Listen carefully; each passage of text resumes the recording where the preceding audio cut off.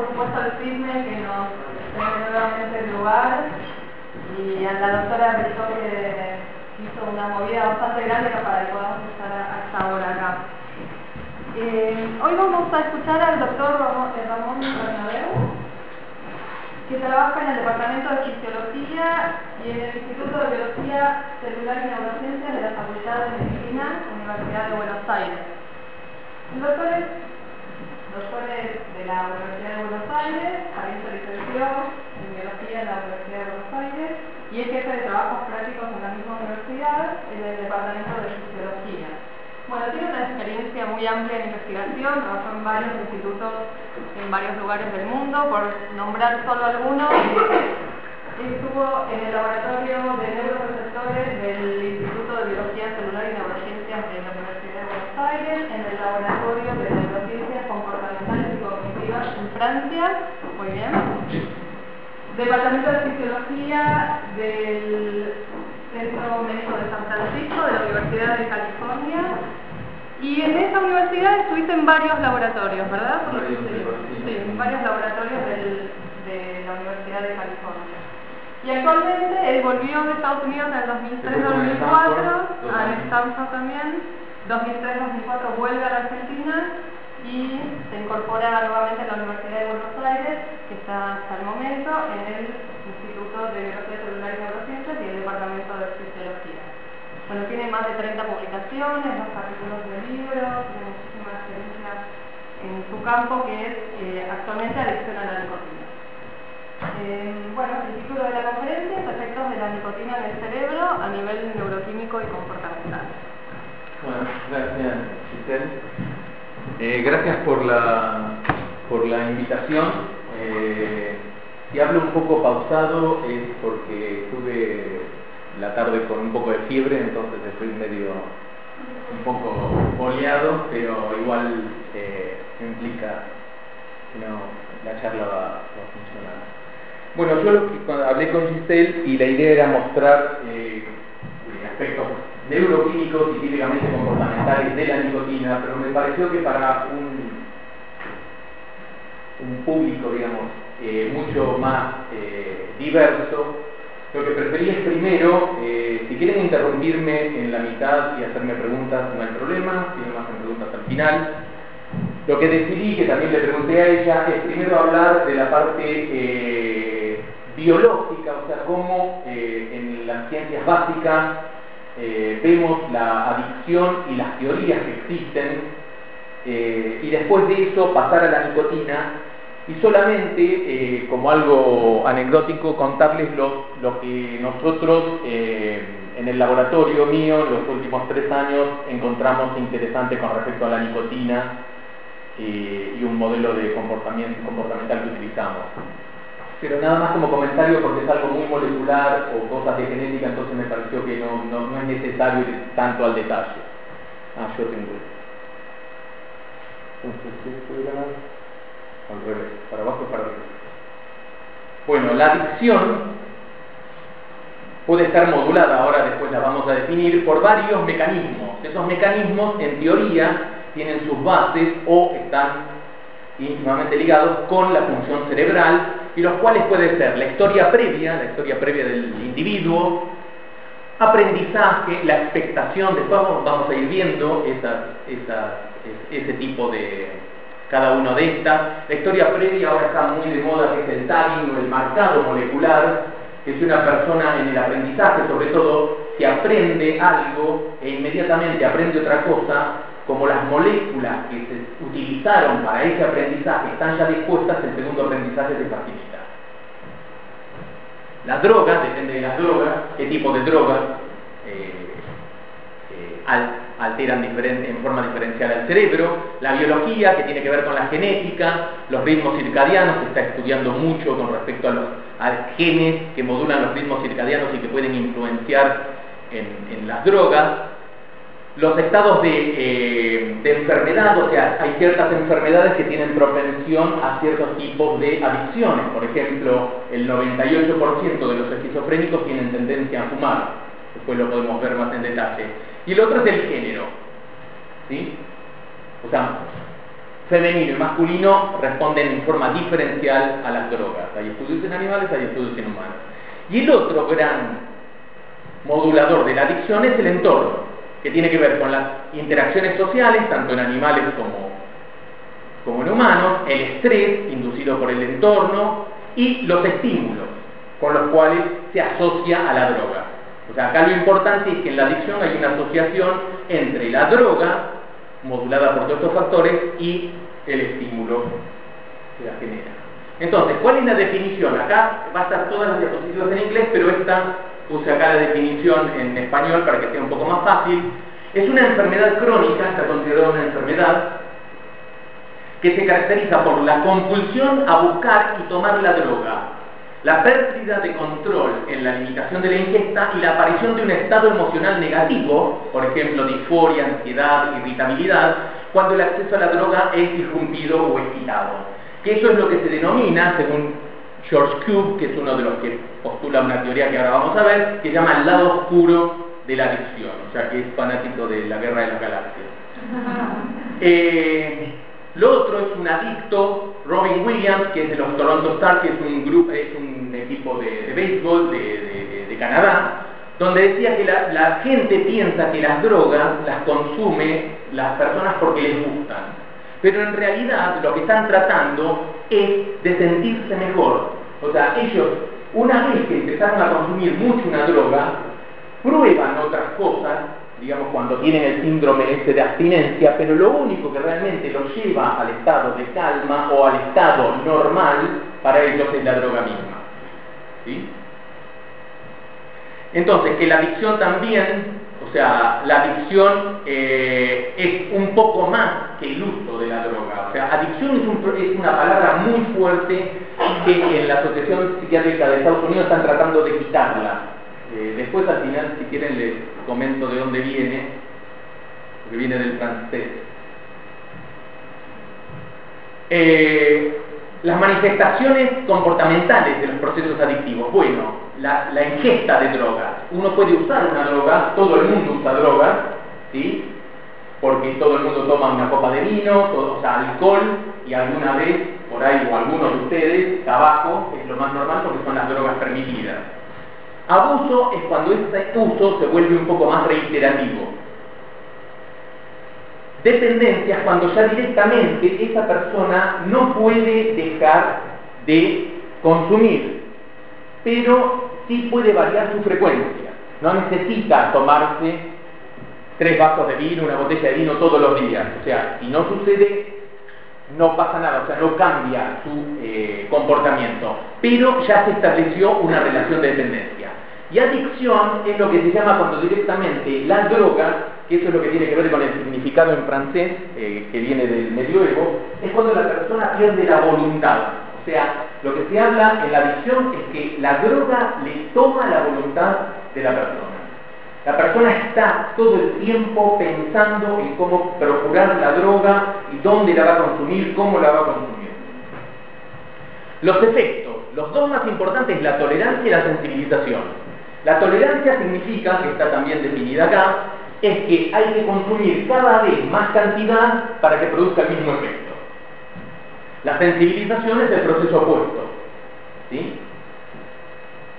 El individuo con una misma dosis aumenta su efecto, o sea que cada vez va reduciendo, si quiere tener el mismo efecto, va reduciendo la dosis, iría reduciendo la dosis. Estos dos efectos son los dos principales que se utilizaron para las teorías que voy ahora a comentar a continuación. Lo otro es la deprivación, ¿sí? El efecto de la deprivación induce un cambio, ¿sí? Homeostático. ¿Saben lo que es un cambio homeostático? O sea, homeostasis es la función vital para mantenerse vivo. Es la definición así más simple que yo doy cuando doy clases es: homeostasis es todo lo que tiene que hacer un ser vivo para que nada cambie. ¿Sí? Yo tengo que estar ahora consumiendo cualquier cantidad de ATP y mis células trabajando para mantener mi temperatura corporal en 36.8, 37. O sea, eso es una homeostasis. Mi homeostasis es que mi temperatura oscila entre 36.6 y 36.9. Pero yo tengo que hacer mucho gasto de energía para eso. Ese proceso se llama homeostasis. Sí, ¿querías preguntar algo? Bueno, la deprivación cambia un estado, produce un estado alterado de la droga, como cualquier deprivación de cualquier sustancia o algo que se consuma regularmente.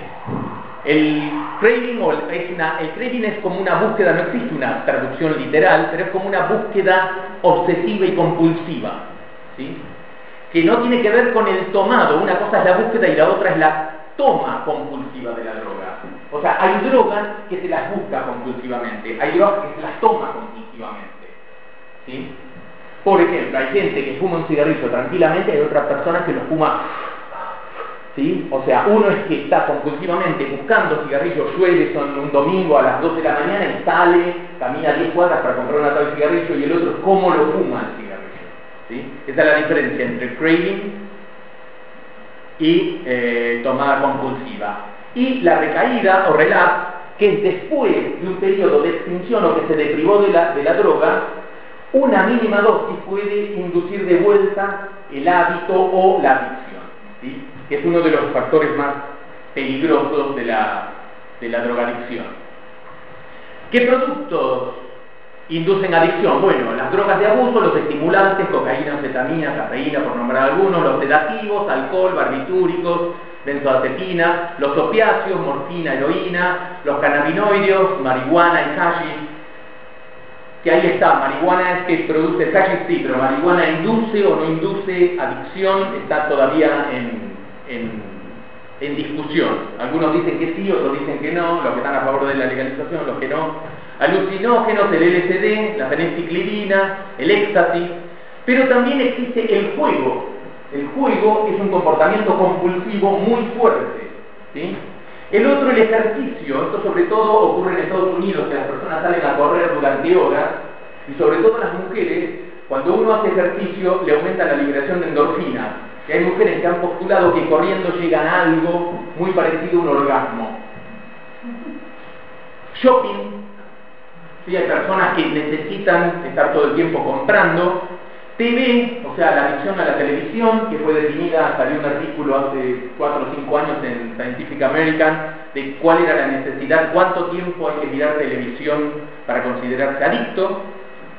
Lo importante es que después de 1 hora y cuarto, 1 hora y media de mirar televisión, no importa qué película están viendo, se detecta una de las actividades cerebrales más bajas que uno puede encontrar en humanos. Ni siquiera durmiendo uno tiene una actividad tan baja como cuando mira televisión. Y ahora los teléfonos celulares, o sea, hay muchos adolescentes o no tan adolescentes que realmente no pueden estar sin el teléfono celular. Pero es un poco fuerte la palabra adicción. La adicción, ¿qué es importante para determinar una adicción? Bueno, la sustancia, el entorno es muy importante, factores genéticos, y dentro del entorno puede estar el estrés, la depresión, o sea, las personas depresivas. La adicción puede generar depresión y la depresión puede generar que se consuma una droga, lo mismo la ansiedad. Hay un componente mnésico, que ahora después lo vamos a ver. La edad es muy importante, es mucho más difícil a una persona mayor volverse adicto que a un adolescente. Lo mismo ocurre con los animales. La adicción a la nicotina en ratas solo funciona con animales adolescentes. Un animal adulto es imposible de volverlo adicto, o lo que sería símil adicto. Y las enfermedades, por ejemplo, lo que les dije de la esquizofrenia. Y es ahora aceptado que las drogas adictivas usurpan el circuito neuronal que normalmente está involucrado en el placer, en la motivación y en el aprendizaje. O sea, eso es lo que se dice que usurpan. ¿Cuál es la vía que se activa? No importa qué droga se consuma. Se activa una vía que se llama la mesocorticolímbica, que tiene que ver, está compuesta nada más en un principio por 3 estructuras. Esto es en humanos, esto es en rata, esto es en rata, y esto es en un pez, en el pez cebra, que tiene exactamente lo mismo, que es el área ventral tegmental, el núcleo accumbens, que es el estriado dorsal, que en humanos es el putamen, y la corteza prefrontal, que son estas de acá. El área ventral tegmental, el núcleo accumbens, está modulado por muchas estructuras, el hipocampo, la amígdala, el globo pálido, por muchas estructuras, pero esta es la ruta mesocorticolítica y estas son todas las drogas que activan esa vía, pero esas vías naturalmente, o decía que usurpa esas vías naturalmente solo se activan con dos comportamientos que serían placenteros, que son la comida, que es necesario para que una especie, o sea, para que el individuo sobreviva, si yo no como no vivo, y el sexo, porque hay una pulsión animal de mantener el número de la especie. O sea, hay algo ya descrito por Darwin y antes por otros biólogos evolucionistas, donde hay una pulsión a mantener su progenie. Entonces, estos dos comportamientos son los que normalmente activan esto. Por eso no es llamativo que una persona que realmente consume mucho una de estas drogas o tiene problemas sexuales o tiene problemas de apetito. Una de las razones últimamente que está o estaba, ahora aparentemente no tanto, de moda la anorexia en los adolescentes. Se vio, por ejemplo, acá en Argentina, que las adolescentes empezaron a fumar más porque la nicotina principalmente produce una disfunción. En el hombre produce también una disfunción sexual, pero en la mujer principalmente en el apetito. Entonces fuman y tienen menos apetito, comen menos. ¿Cuáles son las teorías o las visiones neuroadaptativas de la adicción? Una se llama el proceso oponente, la otra se llama la sensibilización comportamental, la otra tiene que ver con la motivación y la otra alostasis y neuroadaptación.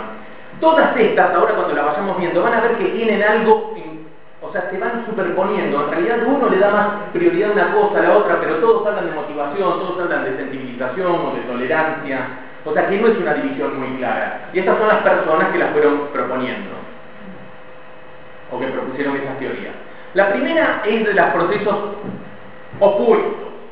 ¿Qué significa? Que nosotros tenemos este proceso, no importa cuáles son los ejes ni nada. Tenemos A, que sería placer, ¿sí? Y B, que sería no placer. Cuando se consume la primera vez una droga, que es acá donde dice on, produce placer, mantiene el placer durante un tiempo, y cuando la droga es quitada, produce un pequeño displacer. Que esto sería lo que podría decirse como una abstinencia temporal, digamos. Por ejemplo, cualquiera que consume drogas duerme. Mientras duerme está en estado de abstinencia. O sea que cuando se despierta, muchas veces, si es un adicto, lo primero que trata de buscar es la droga. ¿Sí? Ahora, cuando hay muchas estimulaciones, baja el placer, pero aumenta no solo en intensidad, sino que aumenta en el tiempo, lo que sería el displacer. Entonces, lo que propone este fenómeno sería tolerancia, ¿sí? Ante la misma dosis responde menos, ¿sí? Tiene que ver principalmente con la tolerancia, y lo que dice es que lo que lleva a consumir la droga tiene que ver con el efecto displacentero que provoca el no tener la droga, ¿sí? O que la droga ya no es suficiente, ¿sí? Tiene un problema esto, que realmente, como dice acá abajo, el problema principal es que la deprivación hoy en día se sabe que es mucho menos poderosa de lo que realmente se sugiere. O sea que la deprivación no tiene una fuerza impulsora para la toma de la droga como se pensaba antes. Entonces eso es algo, estudios en animales y en humanos, que no redondea totalmente a esta teoría. La otra, que es la de la sensibilización, o la sensibilización del incentivo, tiene que ver con algo muy claro. No importa todo lo que dice acá, sino que distinguen en dos procesos. Uno es el de gustar y el otro es el de querer. O sea, son dos efectos opuestos que tienen las drogas, que causan efectos de placer o el gustar con el de la motivación de tomar la droga, que es el querer. ¿Sí? Eso lo distingue claramente. Y lo que dice, en vez de justificarlo por la tolerancia, porque no lo pueden justificar, lo justifican por la sensibilización. cuando están mucho tiempo expuestos a una droga, o sea, cuando sigue tomando y esa droga cada vez tiene un efecto un poco más alto, lo que va a inducir es un cambio entre estos dos parámetros. ¿Y por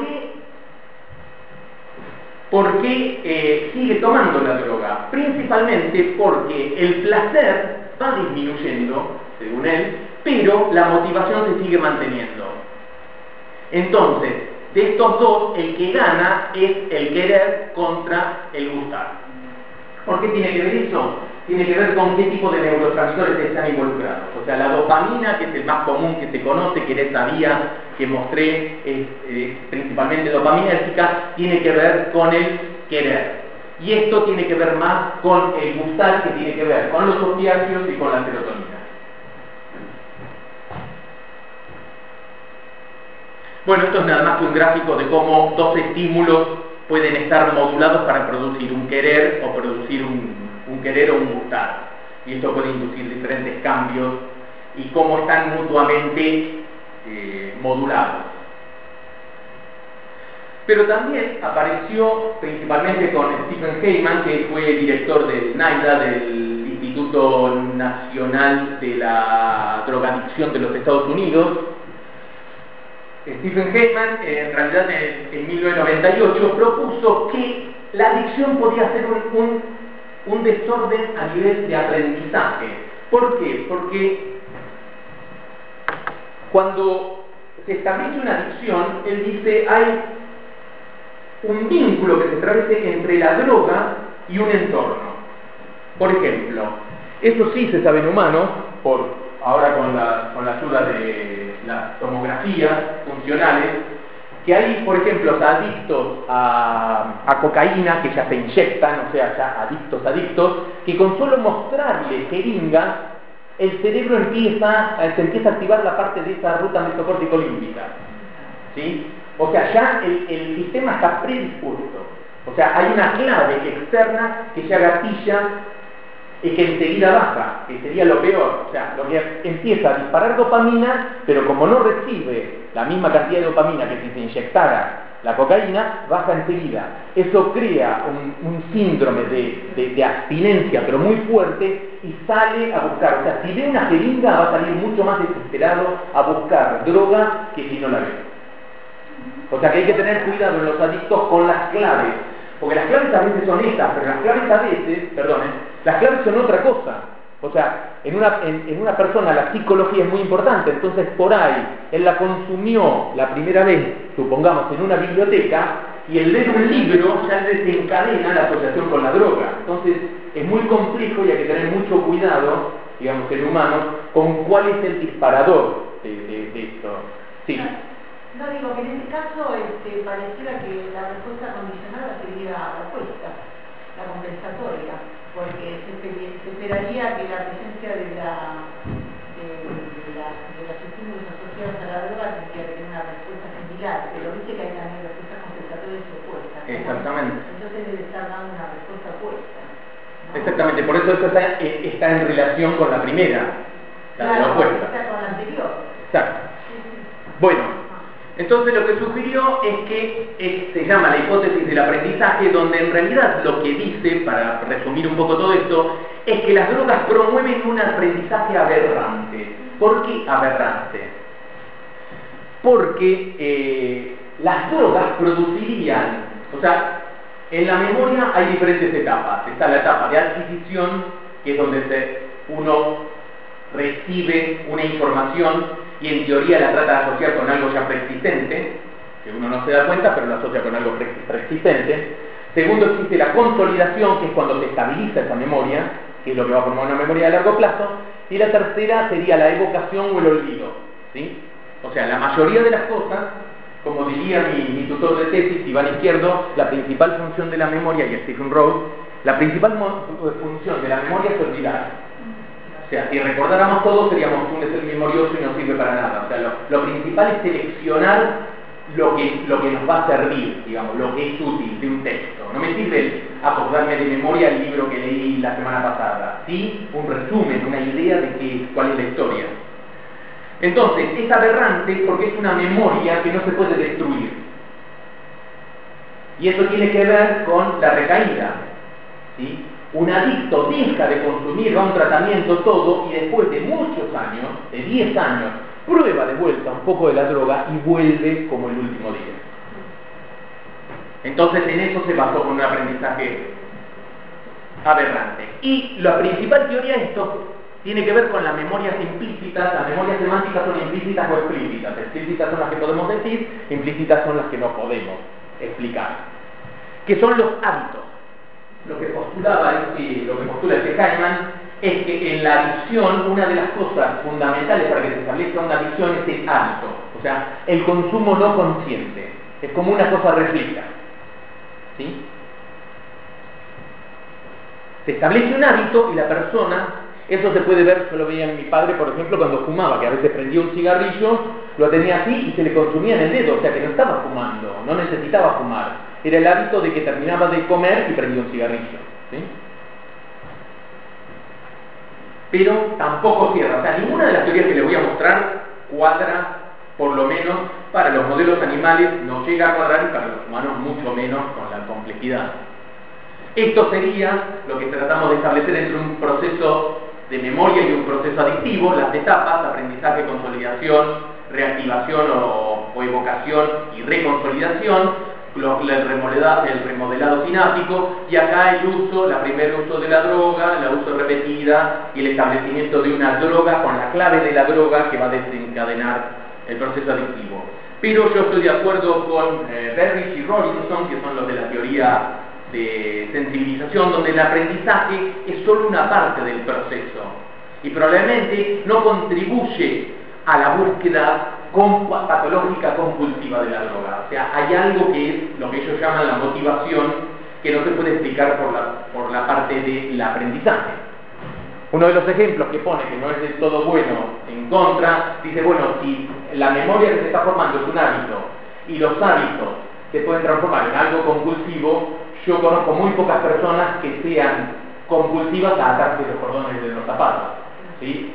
Eso es o sea, un comportamiento de habituaciones es atarse los cordones de los zapatos. Uno no lo piensa, uno lo aprendió y lo hace, ¿sí? O andar en bicicleta o cualquier otro hábito. Bueno, la otra, que tiene que ver con motivacional, que también lo había dicho Berridge, hay algo que más allá de todo esto, para no darle tanta lata a todo esto, tiene que ver con qué es motivación. Que motivación es la fuerza impulsora, ¿sí? Fuerza impulsora que exige energía, que es requerida para gatillar, mantener y direccionar el comportamiento de un organismo para que logre su meta, o sea, para que logre su objetivo. El animal tiene un objetivo, ¿sí? Entonces la motivación en un león hambriento es cuando ve pasar una cebra, ¿sí? Entonces, ¿cuál es? La motivación es ver la cebra, ¿sí? O sea, ver la cebra es el gatillador, su motivación es el hambre, ¿sí? El hambre es el gran motivador, o el sexo, cuando las hembras, salvo en los humanos, cuando las hembras están en estro, ¿no? O sea, cuando liberan las feromonas, ¿sí? No sé si, bueno, si viven en barrios o no, pero bueno, cuando hay una perra en celo, está toda la casa, el frente de la casa llena de perros, o los gatos lo mismo. Y acá en esta teoría lo que es muy importante es que distingue, primero, que hay una incertitud, o sea, la certitud sería 1 y 0 sería baja probabilidad. Esto, el evento, va a determinar qué tipo de probabilidad de que ocurra o no, o de que se produzca eso. Y lo muy importante son estas dos, que tienen que ver con la atención, porque la dopamina está involucrado, para el aprendizaje, para todo lo que sea un comportamiento bien direccionado. Una de las mayores, digamos, de los mayores guiadores es la atención. Si ustedes prestan atención a algo, lo van a recordar mejor que si no les prestan atención. Cuando se aburren con algo, por ejemplo ahora con mi charla, ¿sí?, no se van a acordar de las cosas que yo les digo. Al que le interese, a los poquitos que les interese, se van a acordar de alguna de las cosas que yo les digo, ¿sí? Estos son los neurosistemas, los neurotransmisores que participan.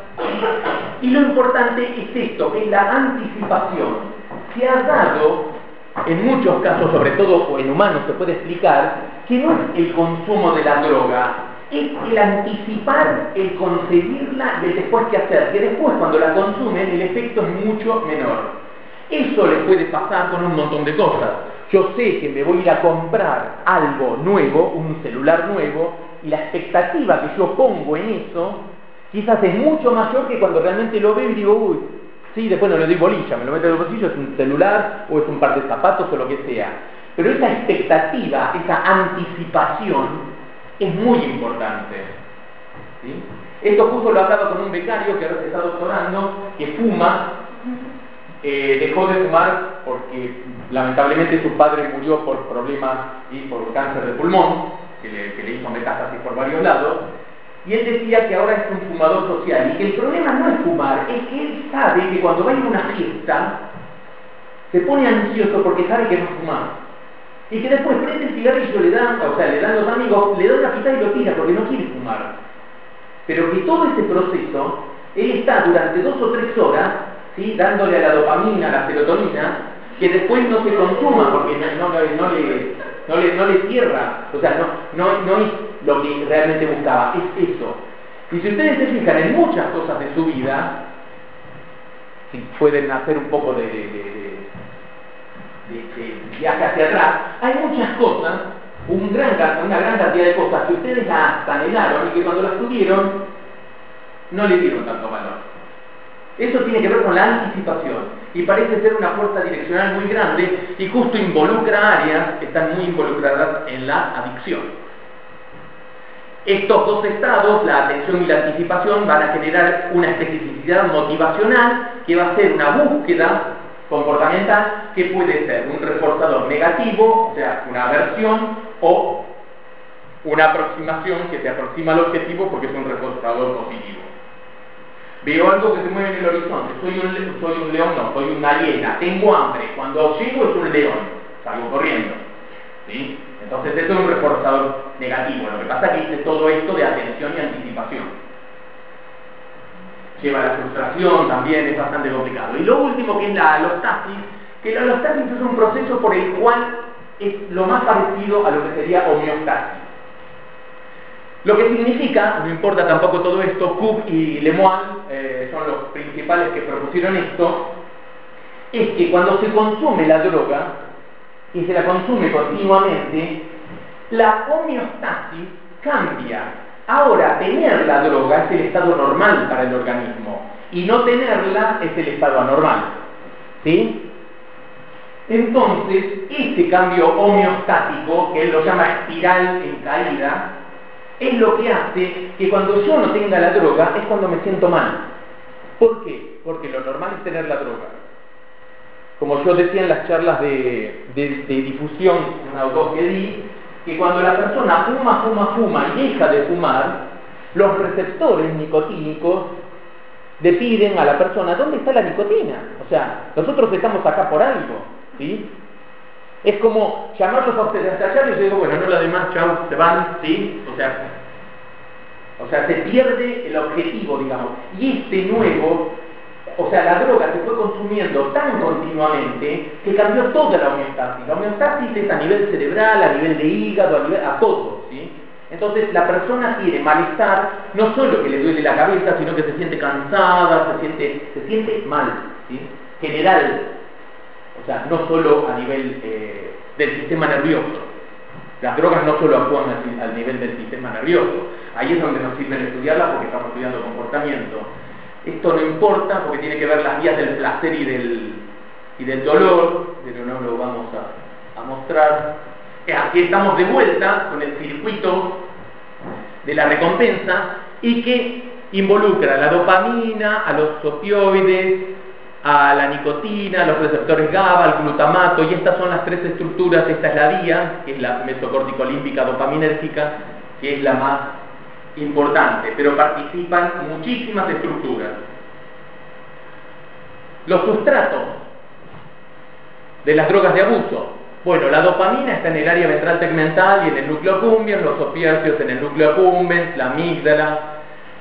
El área ventral tegmental es siempre el área de gatillado, es de donde parte. Si vieron en la vía de recién, que les mostré recién, es de donde se parte, ¿sí? O sea, es el primer, en teoría es el primer target de la droga. Ahora, el núcleo accumbens es el último relevo es el último filtrado, porque el núcleo accumbens posee casi todas interneuronas. Las interneuronas son inhibitorias. O sea, lo que hacen es filtrar información. Es el último filtro antes de que proyecte al globo pálido y el globo pálido se conecta con la corteza motora primaria, la corteza motora secundaria, acción motora. Porque la mayoría de las cosas que vemos en humanos también podemos relacionar las drogas no solo con la parte motora, sino también con la parte del habla, ¿sí? Pero en animales, cuando se hacen estudios en animales, uno lo único que mide cuando hay comportamiento es algo motor. O sea, si la droga que yo le inyecto tiene un efecto en la motricidad, no me sirve, ya no la puedo estudiar. No la puedo estudiar en memoria, no la puedo estudiar en nada, porque yo en memoria hago que salte para allá, en adición hago que vaya para aquel lado en vez de para aquel. Siempre tiene que haber, hay algo locomotor. Y el núcleo accumbens es el último relevo. Esto no importa. Ahora, las drogas, a nivel bioquímico y molecular, inducen, esto es liberación de dopamina en el núcleo accumbens. El área ventral tegmental proyectaba al núcleo accumbens. Entonces, el cuerpo de la neurona está en el área ventral tegmental, donde se libera la sustancia, la dopamina, es el núcleo accumbens. Y como pueden ver, todas las drogas, la cocaína, la morfina, la nicotina, la anfetamina y el alcohol, todos inducen liberación de dopamina. Todos. Algunos más fuertes que otros. Pero todos activan esa vía. También a nivel de comunicación de sinapsis, que sería a nivel electrofisiológico, que acá no importa porque son receptores excitatorios a glutamato, también se ve alterado. O sea, no solo se ve alterado la liberación, sino que se ve la comunicación entre las neuronas se ve alterada, y también se ve alterada la morfología. O sea, esto es un animal control en la corteza prefrontal y esto es uno con cocaína, le aumentaron las conexiones, ¿sí? Entonces todo esto justifica por qué una droga puede mantener un efecto a largo plazo. ¿Esto no ocurre con otros... ¿Con otras drogas? Sí, con casi todas. Nicotina no. No, pero algo que no se no. Por ejemplo, con el alimento no pasa eso. No, con el alimento no. Con algunos tipos de aprendizaje sí. Se establece, a veces se forman más sinapsis, pero se establecen nuevas sinapsis. Lo que ocurre con el aprendizaje, en un cerebro de rata es muy difícil ver el cambio de conexiones sinápticas, pero por ejemplo Candel, en un molusco, lo que hizo es le enseñaba algo en la plicia, y él lo que veía es que ciertas sinapsis se retraían y se conectaban al otro lado, cuando aprendía algo nuevo. Pregunto eso porque la dopamina también influye. Claro, sí, ¿no? Y además hay cambios, hay moléculas que son las que mantienen las sinapsis unidas, como la sinapsina, sinaptosalmina, o sea, hay varias moléculas, las integrinas, y todas esas uno ve que cuando estimula con una droga, desaparecen. Al desaparecer significa que dejó libre al contacto sináptico, a la pre y la postsinapsis, y después vuelven. Entonces, si vuelven va a depender de que puede conectarse de vuelta donde estaba o puede conectarse en otro lado. Digamos, siempre que un lazo se rompe, calculen que una neurona puede tener 10.000 sinapsis, o sea, 10.000 conexiones que llegan a una neurona, ¿sí? Que pueden llegar entre las dendritas, el soma y los axones. Entonces, de esas 10.000, con que, qué sé yo, unas 200 cambien de lugar, bueno, cambia las características de esta neurona. La validación en modelos animales. ¿Por qué se usan modelos animales? Bueno, porque se pueden hacer experimentos que en humanos no se puede hacer. A un animal le puedo inyectar una droga, le puedo sacar el cerebro y ver qué le pasó en el núcleo accumbens, en la BTA. Y hay voluntarios, también lo podemos hacer en humanos. Un papelito, yo traje los formularios y listo, le sacamos, o le ponemos una canna, que es más fácil, un cañito y le inyectamos cosas y le hacemos alguna prueba. Y si bien no existe un modelo completo de adicción, sí existen varios de los elementos que justifican la sintomatología, ¿sí? Por ejemplo, uno le da cocaína a una rata durante 10 días, 12 días, y después la depriva y empiezan a hacer castañeos con los dientes, empiezan a hacer un movimiento así de cabeza, o sea, tienen movimientos estereotipados que muchas veces en humanos también se los ve, no tan exacerbados, pero tiene temblequeos, inquietos, ¿sí? Síntomas de la ansiedad. Bueno, ¿cuáles son los modelos animales? Modelos animales son los monos, las ratas, los ratones, las moscas, es un muy buen modelo para el alcoholismo, la mosca. Los gusanos, esos que ahora no sé si los conocen, se llaman C. elegans, es un gusanito que casi no se puede ver, pero se usa bastante. En nicotina apareció un paper una vez que decía fumar, smoke like a worm, o sea, fumando como un gusano. Y hay otro que dice drink like a fish, ¿sí? Otro paper más, tomando como un pez. Peces, moluscos, que se utilizó mucho también para memoria, y humanos, algún tipo de estudio se puede hacer. Yo principalmente trabajo con ratas y con peces. De todos los modelos que hay de adicción, que no importa esto, si lo quieren, o sea, yo lo dejo acá en la computadora, lo pueden usar, no hay problema.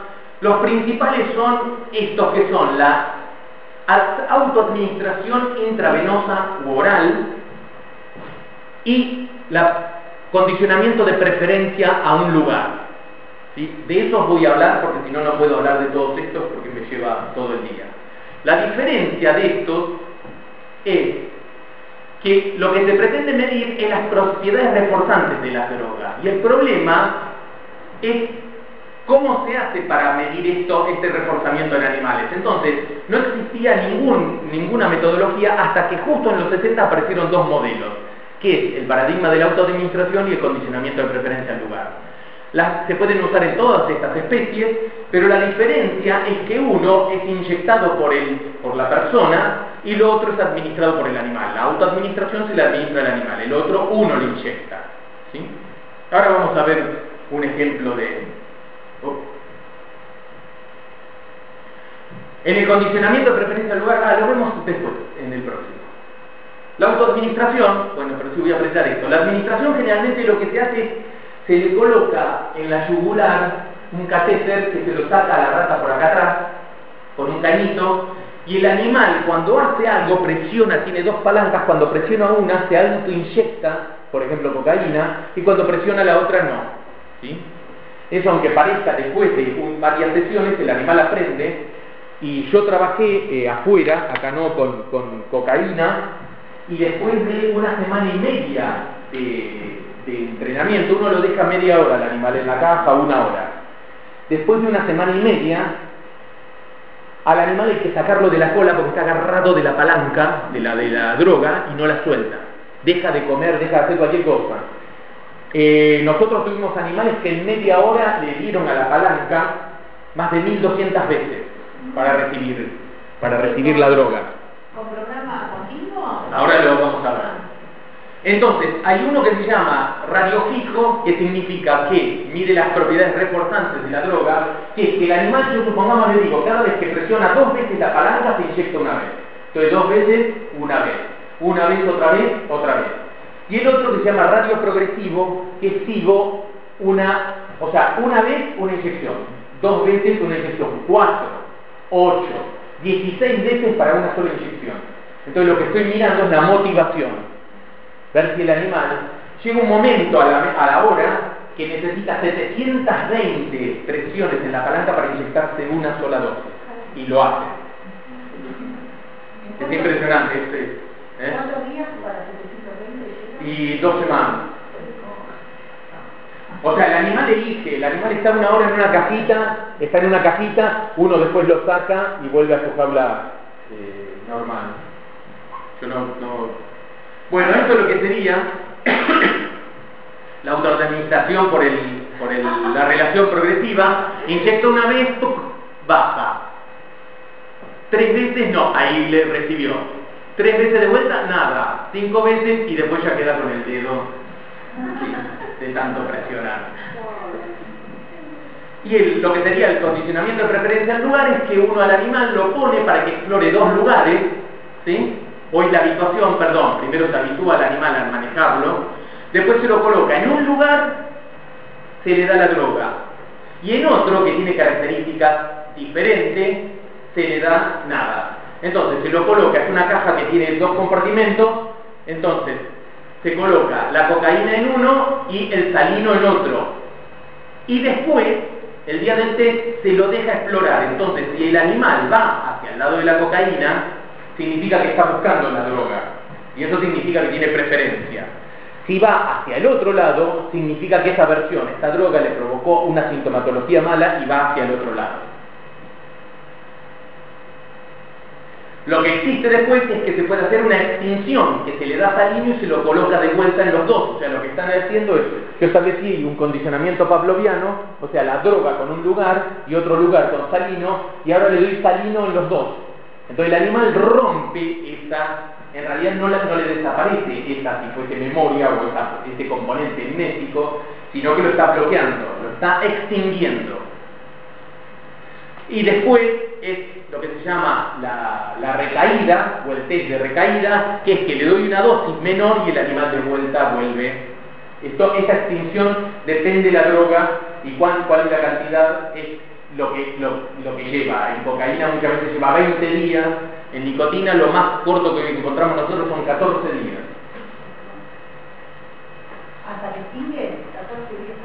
Esto es autoadministración, tiene ahí la cañita y estas son las palancas que la droga toca, y estas son las cajas de condicionamiento de preferencia del lugar, donde una es negra, la otra es blanca, una tiene rayas y otra diferente, y una tiene un olor a pino y la otra con otro. O sea, tiene varios componentes. Y tiene diferentes características, o sea, diferentes cosas se pueden evaluar entre una y otra, que no vamos a ir al detalle.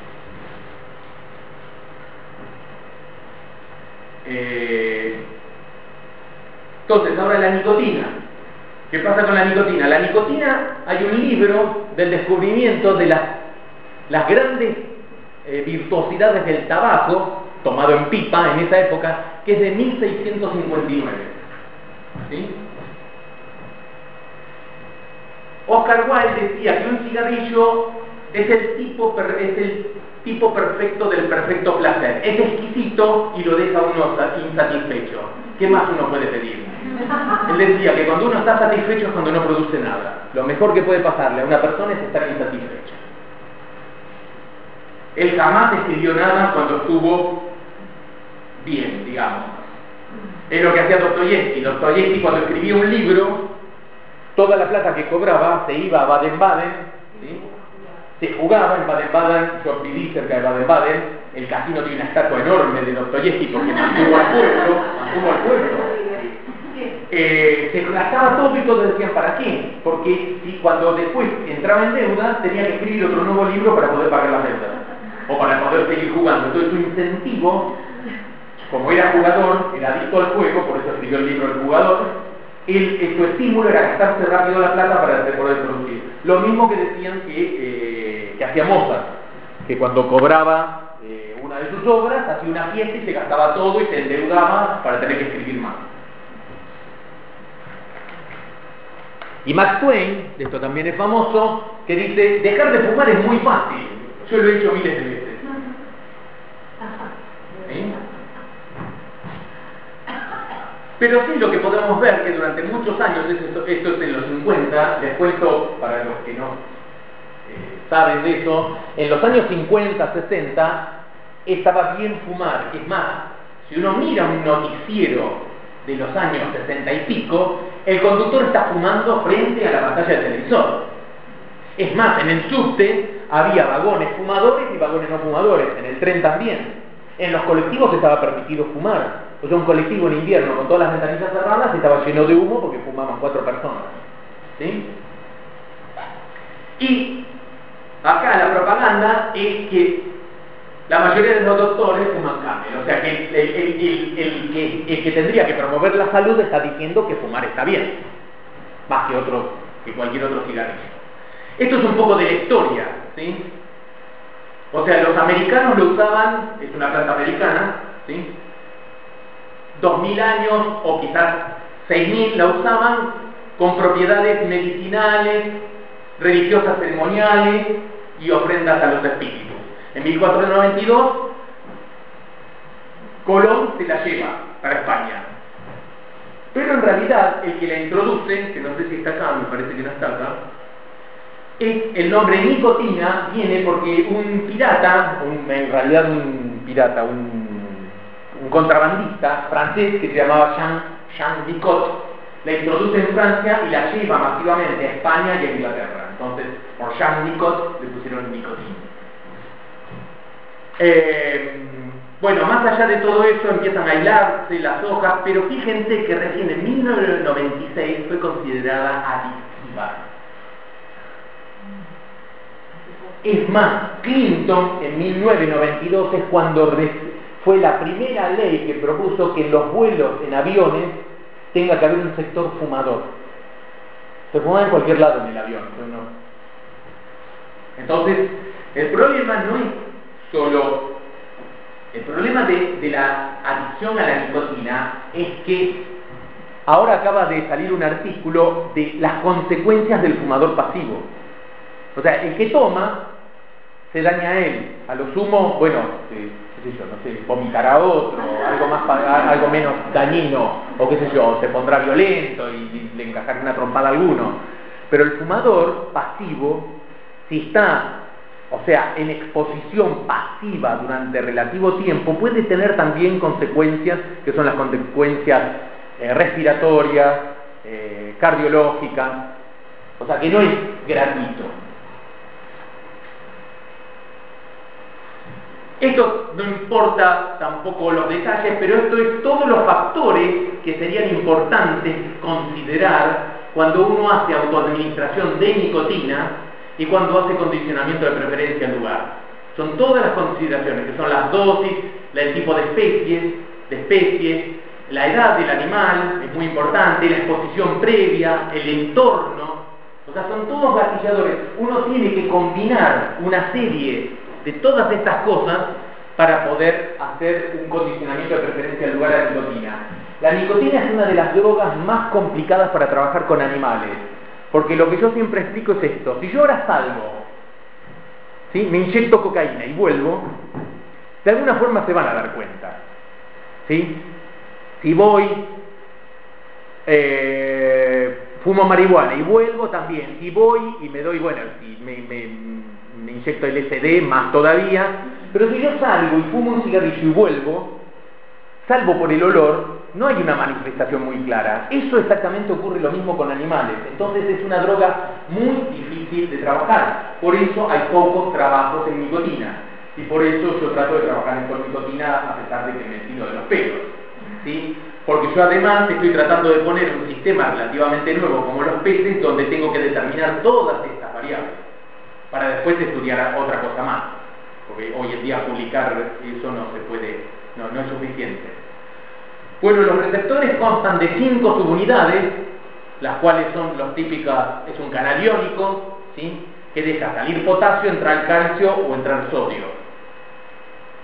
Existen presinápticamente, postsinápticamente y periterminales, que hoy en día estos parecen ser muy importantes, porque son los que garantizan que la información que viene por el axón realmente se transforme en una señal química o sea, facilita la liberación del neurotransmisor, que es fundamental en la sinapsis química.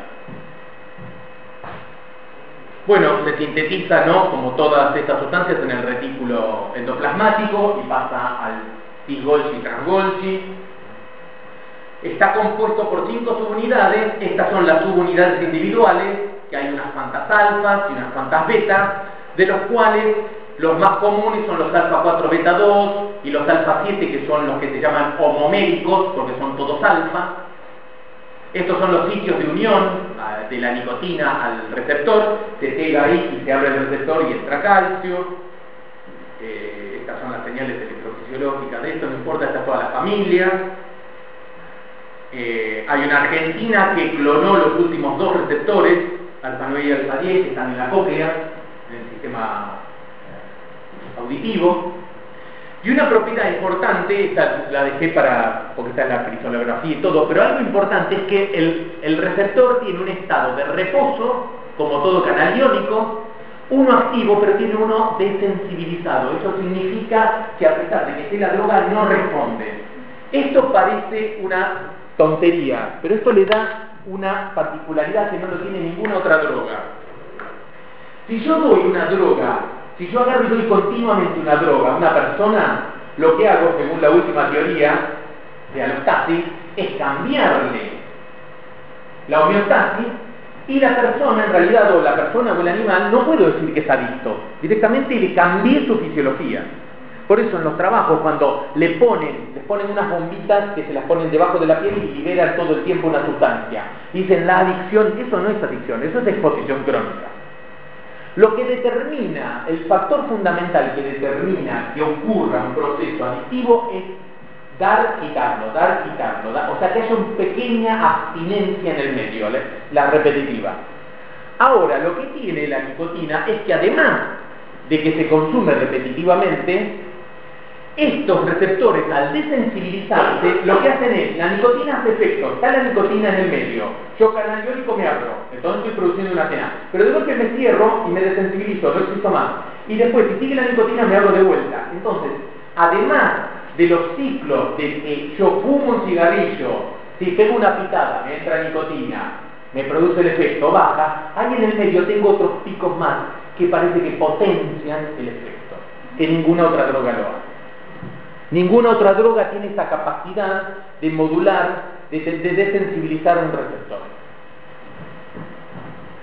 Entonces, por eso, les recuerdo, porque no lo decía antes, la nicotina es la droga más adictiva que existe. O sea, el 38% de los que alguna vez fumaron quedan, ¿sí?, con tendencias a seguir fumando.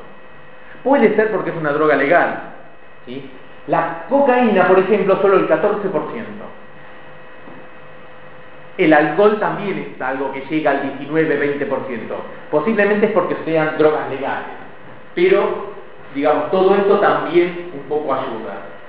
Esto no importa. Esto es lo que hace el receptor, nada más que para bioquímica. Lo que hace es activar el calcio, activa una serie de quinasas que pueden activar factores de transcripción que tienen que ver con la memoria y con la adicción, que pueden activar ciertas quinasas que lo que hacen es inducir, por ejemplo, exocitosis o endocitosis, o alteran también por otras vías de quinasa la sobrevida y el desarrollo. Por ejemplo, la nicotina en un feto puede inducir no solo la muerte, o sea, si la madre fuma, sino problemas neurológicos. Porque lo que hace, se sabe hace muy poco, es hacer madurar ciertas conexiones sinápticas mucho más rápido. Cuando no debería establecerse sinapsis, se establece. Eso se debe a, si quieren se lo digo rápidamente, en el feto, la mayoría de las sinapsis excitatorias son glutamatérgicas. Y las inhibitorias son GABAérgicas, así en rasgos generales. En el feto hay dos tipos de receptores principales al glutamato. Uno necesita unas características especiales, que se llama NMDA, por unas características de su ligando, y el otro se llama AMPA. En el feto, las sinapsis tienen receptores AMPA, pero el NMDA no puede funcionar, no funciona. Y el GABA, que sería inhibitorio, es excitatorio. O sea, en el feto casi todo es excitatorio. Lo único que existe como inhibitorio son canales de cloro, que no importa, es otro detalle. Lo que hace la nicotina es madurar al receptor NMDA. Entonces, ¿qué es lo que hace? Hay más, el glutamato, en vez de tener 10 receptores, ahora tiene 50, porque estaban los otros que no eran funcionales. Eso, si se activa masivamente, uno de los principales, el receptor NMDA, hace entrar mucho calcio. El calcio lo que induce es apoptosis. Entonces mata células. Pero otra de las cosas que hace es que esa neurona dispare más, se conecte más con otras. Entonces, algunas las mata, pero digamos, en el desarrollo lo principal se producen muchas células, pero la mayoría se muere. ¿Sí? Yo produzco muchas células y la gran mayoría se muere. Solo quedan las que lograron establecer algunos contactos. Ahora lo que estoy haciendo es que se establezcan más contactos. No siempre más, como lo sabrán, es mejor. Por ejemplo, más conexiones pueden inducir, si es en la corteza entorrinal en relación con el hipocampo, estatus epilépticos en los chicos. Y muchas mujeres que empezaron a fumar, que fumaban y no se daban cuenta de que estaban embarazadas por una razón o por otra, y después no pudieron dejar rápidamente, hay chicos que tienen epilepsia, que son epilépticos, y que tiene que ver con esto. Además que depende dónde se le mueran las neuronas, puede tener deficiencias cognitivas también. ¿Sí? Lo importante de la nicotina, que es una de las pocas drogas, es que a dosis, esta es la dosis, y esto es preferencia y esto es aversión, ¿sí? Preferencia y aversión. A dosis cero no hace nada. A unas dosis bajas produce preferencia, pero a dosis mayores induce aversión.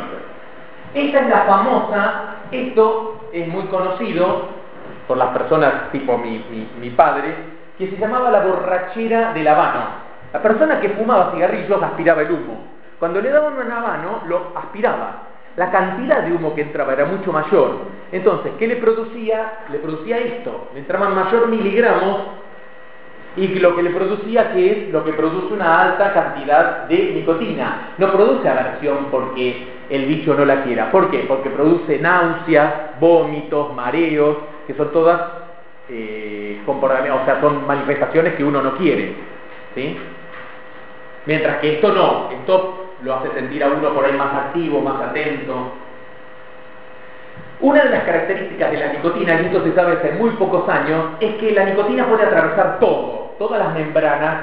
Por eso existen los parches de nicotina. Uno se lo pone acá y le llega al cerebro, porque pasa las células epiteliales, todo, atraviesa la membrana lipídica como nada. Entonces la pregunta era, ¿qué hace adentro de la célula? Porque también esto es una membrana lipídica, también la puede atravesar. Esto lo que tiró por abajo era un dogma que se buscaba que la nicotina, como otras drogas, lo que precisaba era la activación de genes. ¿Para qué? Y la nicotina activa a genes que producen más receptores nicotínicos y por eso uno se vuelve adicto a la nicotina, porque tiene más receptores. Sí, es verdad, pero no hace falta que haya síntesis de nuevas proteínas de los receptores. La mayoría de los receptores que se están produciendo en el retículo endoplasmático se abortan, el 60%. Se malforman, llega una glicosilación mal, hay sistemas de sondeo de la célula que los abortan. Lo que hace la nicotina funciona como chaperona. ¿Qué significa chaperona? Chaperona significa que es una proteína que ayuda a que se moldeen bien las otras proteínas. Son proteínas que ayudan a que se forme bien. Lo que hace la nicotina es que se va pegando en el retículo a las subunidades que se están empezando a ensamblar. Recuerden que son 5, se sintetiza una, la otra, y se tienen que, además de sintetizar bien, glicosilar bien y todo, unirse. La nicotina se pega a una o dos y atrae a las otras. Entonces, de la cantidad de receptores nicotínicos que se produce, el 80-85% son funcionales. Entonces, uno puede bloquear la maquinaria de síntesis proteica y con nicotina uno igual tiene lo que se llama upregulation o subida o aumento de los receptores en la membrana. ¿Sí? Esto es nada más las estructuras que vimos antes, la corteza prefrontal, el núcleo de accumen, el área ventral tegmental, y que cada una de ellas posee diferentes combinaciones. Estas son subunidades, o sea, esta tiene 2 alfa 6, 2 alfa 2 y un 2 alfa 2 beta 2 y un beta 3. Cada una de estas combinaciones que vimos de los alfa y beta le da características diferentes a este receptor. ¿Qué significa? Que es más afín, que es menos afín, que deja entrar más calcio, que deja entrar menos calcio. Entonces, por ejemplo, yo ingiero poquita nicotina, entonces se me activa el alfa 3 beta 4, porque es altamente sensible. Pero cuando este receptor justo se desensibiliza, o sea que apenas a los 10 milisegundos que se pegó la nicotina se cierra. Pero si yo aumento la dosis de nicotina, el alfa 7 es mucho menos sensible, pero perdura mucho más tiempo abierto. Entonces, depende de la dosis, depende de qué receptor me esté pegando, depende de la estructura, me va a determinar qué efecto tiene la nicotina.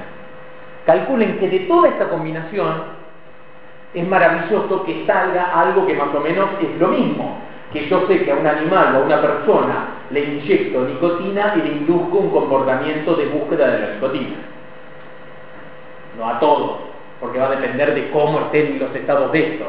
pero la complejidad que tiene y las posibilidades, que es lo que explico, el sistema nervioso lo que da es posibilidad de acciones. Lo maravilloso es que funciona más o menos todo de una forma precisa. O sea, ustedes ahora, escuchando mis palabras, les están funcionando, o sea, están el sistema auditivo pasando al núcleo olivar, va a la corteza de asociación para interpretar lo que estoy diciendo, van al área del lenguaje y decir lo que está diciendo, si yo ahora preciso hablar en francés para decir qué pasa, ¿sí? o cualquier otro idioma. Todo eso lo está haciendo y son miles de receptores que están haciendo eso y que no solo es eso, o sea, el área ventral tegmental no solo sirve para la droga de abuso, o sea, su función es otra. Es en el apetito, en la sed, en la búsqueda de placer, de cualquier forma, evitar el dolor. Entonces es increíble que funcionemos como funcionamos, ¿sí? Eso es increíble. Es increíble la homeostasis, o sea, es increíble porque tiene tantas variables que es increíble. Todo conlleva por diferentes vías, si uno expone crónicamente la nicotina, a un incremento en la liberación de dopamina en el núcleo accumbens a partir principalmente del área ventral tegmental, que sería esto, todas las acciones que pueden ocurrir, aumentar el alfa 7, incrementar la actividad dopaminérgica, los beta 2, se produce una disminución, no importa. Y acá sería en esta vía, que yo les mostraba que esta era la liberación de dopamina, acá está el cuerpo de la neurona, cuando se estimula por esta libera acá, que era lo que veíamos la liberación de dopamina en el núcleo accumbens, cómo hay receptores, como habíamos visto, presinápticos, postsinápticos, y cómo está involucrada la acetilcolina, o en este caso la nicotina, que estimula la dopamina, el glutamato y el GABA. Si esto no importa, es lo que ayuda, el GABA ayuda a cortar, a que esta neurona no dispare todo el tiempo, ¿sí? Las neuronas disparan en dos tipos. Uno se llama tónico, que es una neurona, si uno la deja sola está disparando. Unas neuronas disparan más rápido, otras más lento, pero es como si fuese un marcapaso. Y fásico es que cuando hay una estimulación, o aumenta o disminuye. Fásico puede ser negativo o positivo. Bueno, eso es lo que determina, todo esto determina a una sola neuronita de estas del área ventral tegmental, donde hay 25.000, 30.000, y que todas confluyen para allá y van a determinar qué pasa acá con las 50.000 que hay en el núcleo accumbens, más o menos. Entonces, ¿cuáles son los efectos de la nicotina, ¿sí? en la fisiología, en el organismo? Modula la ingesta de comida, reduce el estrés. Por eso muchos fumadores cuando están estresados vuelven a fumar. Náusea, induce náusea cuando se consume mucho. Induce una recompensa, una búsqueda de la recompensa que tiene que ver con lo de la adicción. Aumenta la actividad, es un estimulante la nicotina. Aumenta la motivación, aumenta el CRIM sería la búsqueda de un objetivo, ¿sí? Las claves, o sea, determina mucho más claramente las claves. Una de las teorías aumenta la atención. Esta es la teoría por la cual los esquizofrénicos fuman. El esquizofrénico, cuando está en un ataque de esquizofrenia que no puede relacionar, no puede prestar atención, por lo menos en Estados Unidos. Yo tenía un amigo que trabajaba en un hospital psiquiátrico y donde había un pabellón de esquizofrénicos, y cuando los días que estaban, porque parece que se altera uno y empiezan a alterar a los otros, y claramente porque empiezan a gritar o lo que sea, y salían, o sea, parece muy loco en Estados Unidos, salían a comprar cigarrillos, y le daban cigarrillos y fuman uno, y fuman otro, y si uno mira pseudo esquizofrénicos en la calle, que son cirujas, ¿no? Tienen los dedos amarillos porque cuando le agarran el ataque van a comprar cigarrillos, y una de las cosas es que los baja, ¿sí? Los baja un poco el tono y les pueden hacer poco. Ellos dicen que pueden concentrarse un poco más. Tiene que ver con el dolor, porque el dolor tiene que ver los receptores opioides y la nicotina, por la vía esta mesocórtico-límbica dopaminérgica, modula la liberación de ciertos opioides, como la dinorfina, la dineína. Tiene que ver con la ansiedad, o sea, la quita de la nicotina induce ansiedad, y la ansiedad se quita con la nicotina hacia ambos lados. Esto es un poco, no importa esto tanto cuáles serán los receptores, pero sí esto, que estos son los lugares de un cerebro de rata donde la nicotina se pega, ¿sí? Se marcó con un radiactivo la nicotina y se ve dónde se pega.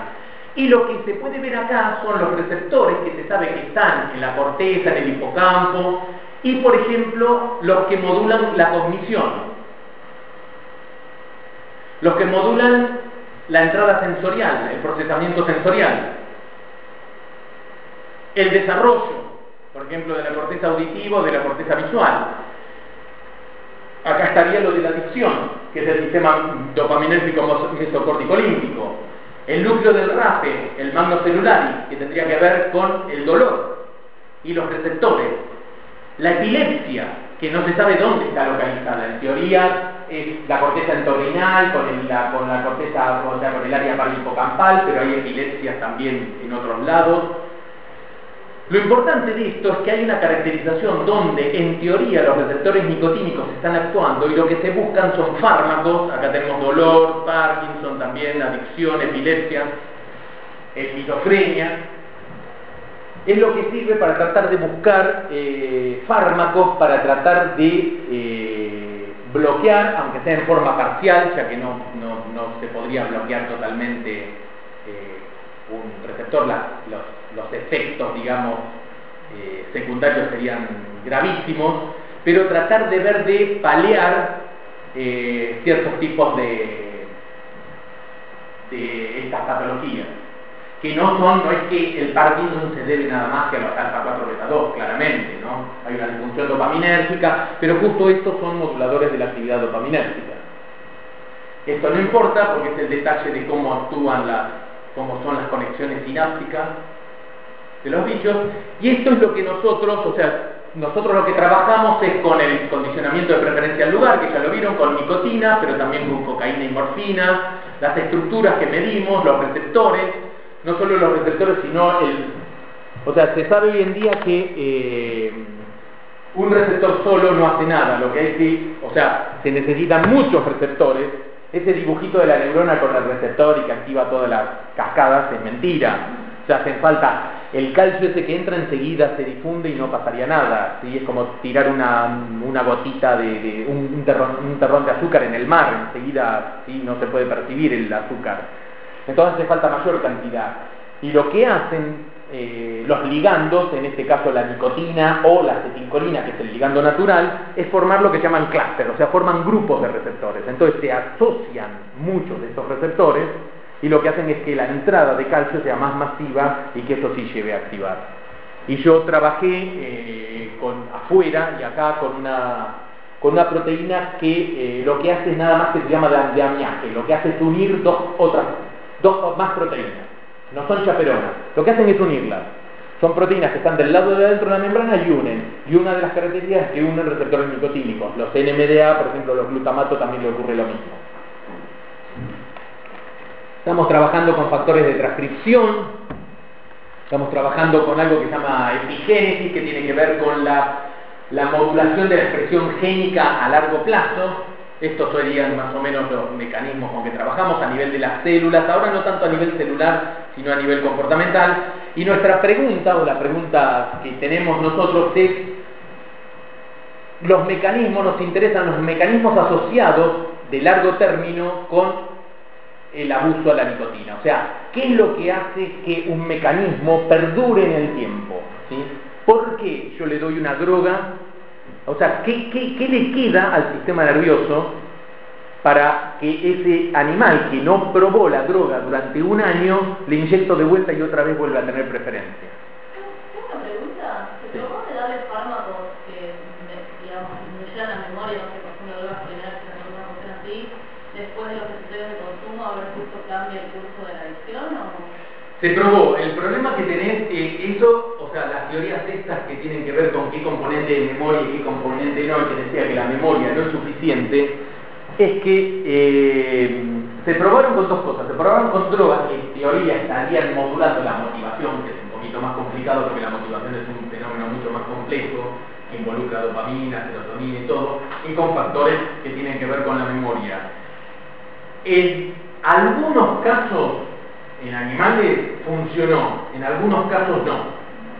O sea, no existe un 100%, o sea, aparentemente en algunos animales tiene que ver mucho más la parte del hábito, lo que sería que se establece el hábito, que sería la manifestación más clara de la memoria, que la búsqueda compulsiva o la motivación. Y en los otros sería lo que decía Berry, que tiene que ver con la motivación. Que decía, no es suficiente, la memoria es un componente muy grande porque es el que asocia dos eventos, pero no es suficiente. ¿Sí? Vos podés irrumpir cierto tipo vos podés irrumpir por ahí cierto tipo de búsqueda, pero la búsqueda compulsiva, o sea, calculá que es como en humanos, o sea, yo le doy un cigarrillo a todos ustedes, y a algunos le va a dar asco, no van a querer más, el otro se va a volver adicto, el otro va a fumar cuando va a las fiestas, o sea, vos en los animales también no tenés el 100%, por suerte, si me diera el 100% es que estoy haciendo algo mal. Es como si yo hago un test de aprendizaje y me aprenden todos los animales, no existe. O sea, salvo que lo repita demasiadas veces, que ahí sí, es un aprendizaje relativamente simple. Pero acá tenés eso, o sea, tenés la variabilidad que tenés. No podés decir que solo el componente de la memoria es suficiente. Una de las cosas que se hacen es, lo que sí se ha usado es lo que se llama la precipitación de la deprivación, que es que vos le pones un antagonista nicotínico. Entonces vos bloqueas los receptores y es como si no hubiese nicotina. Entonces lo que mirás y le seguís inyectando nicotina, lo que querés ver es si el receptor nicotínico es el que está determinando, ¿sí?, el factor de adicción, o es que la nicotina tiene algún otro efecto. ¿Sí? Porque estás bloqueando el receptor y querés ver, se llama precipitación de la adicción, de la abstinencia. ¿Sí? Porque es como si no le pusieras nicotina. Entonces compara si tiene o no tiene. Y con eso se ha jugado. Pero no existe algo así 100%. En algunos casos funciona, en algunos no.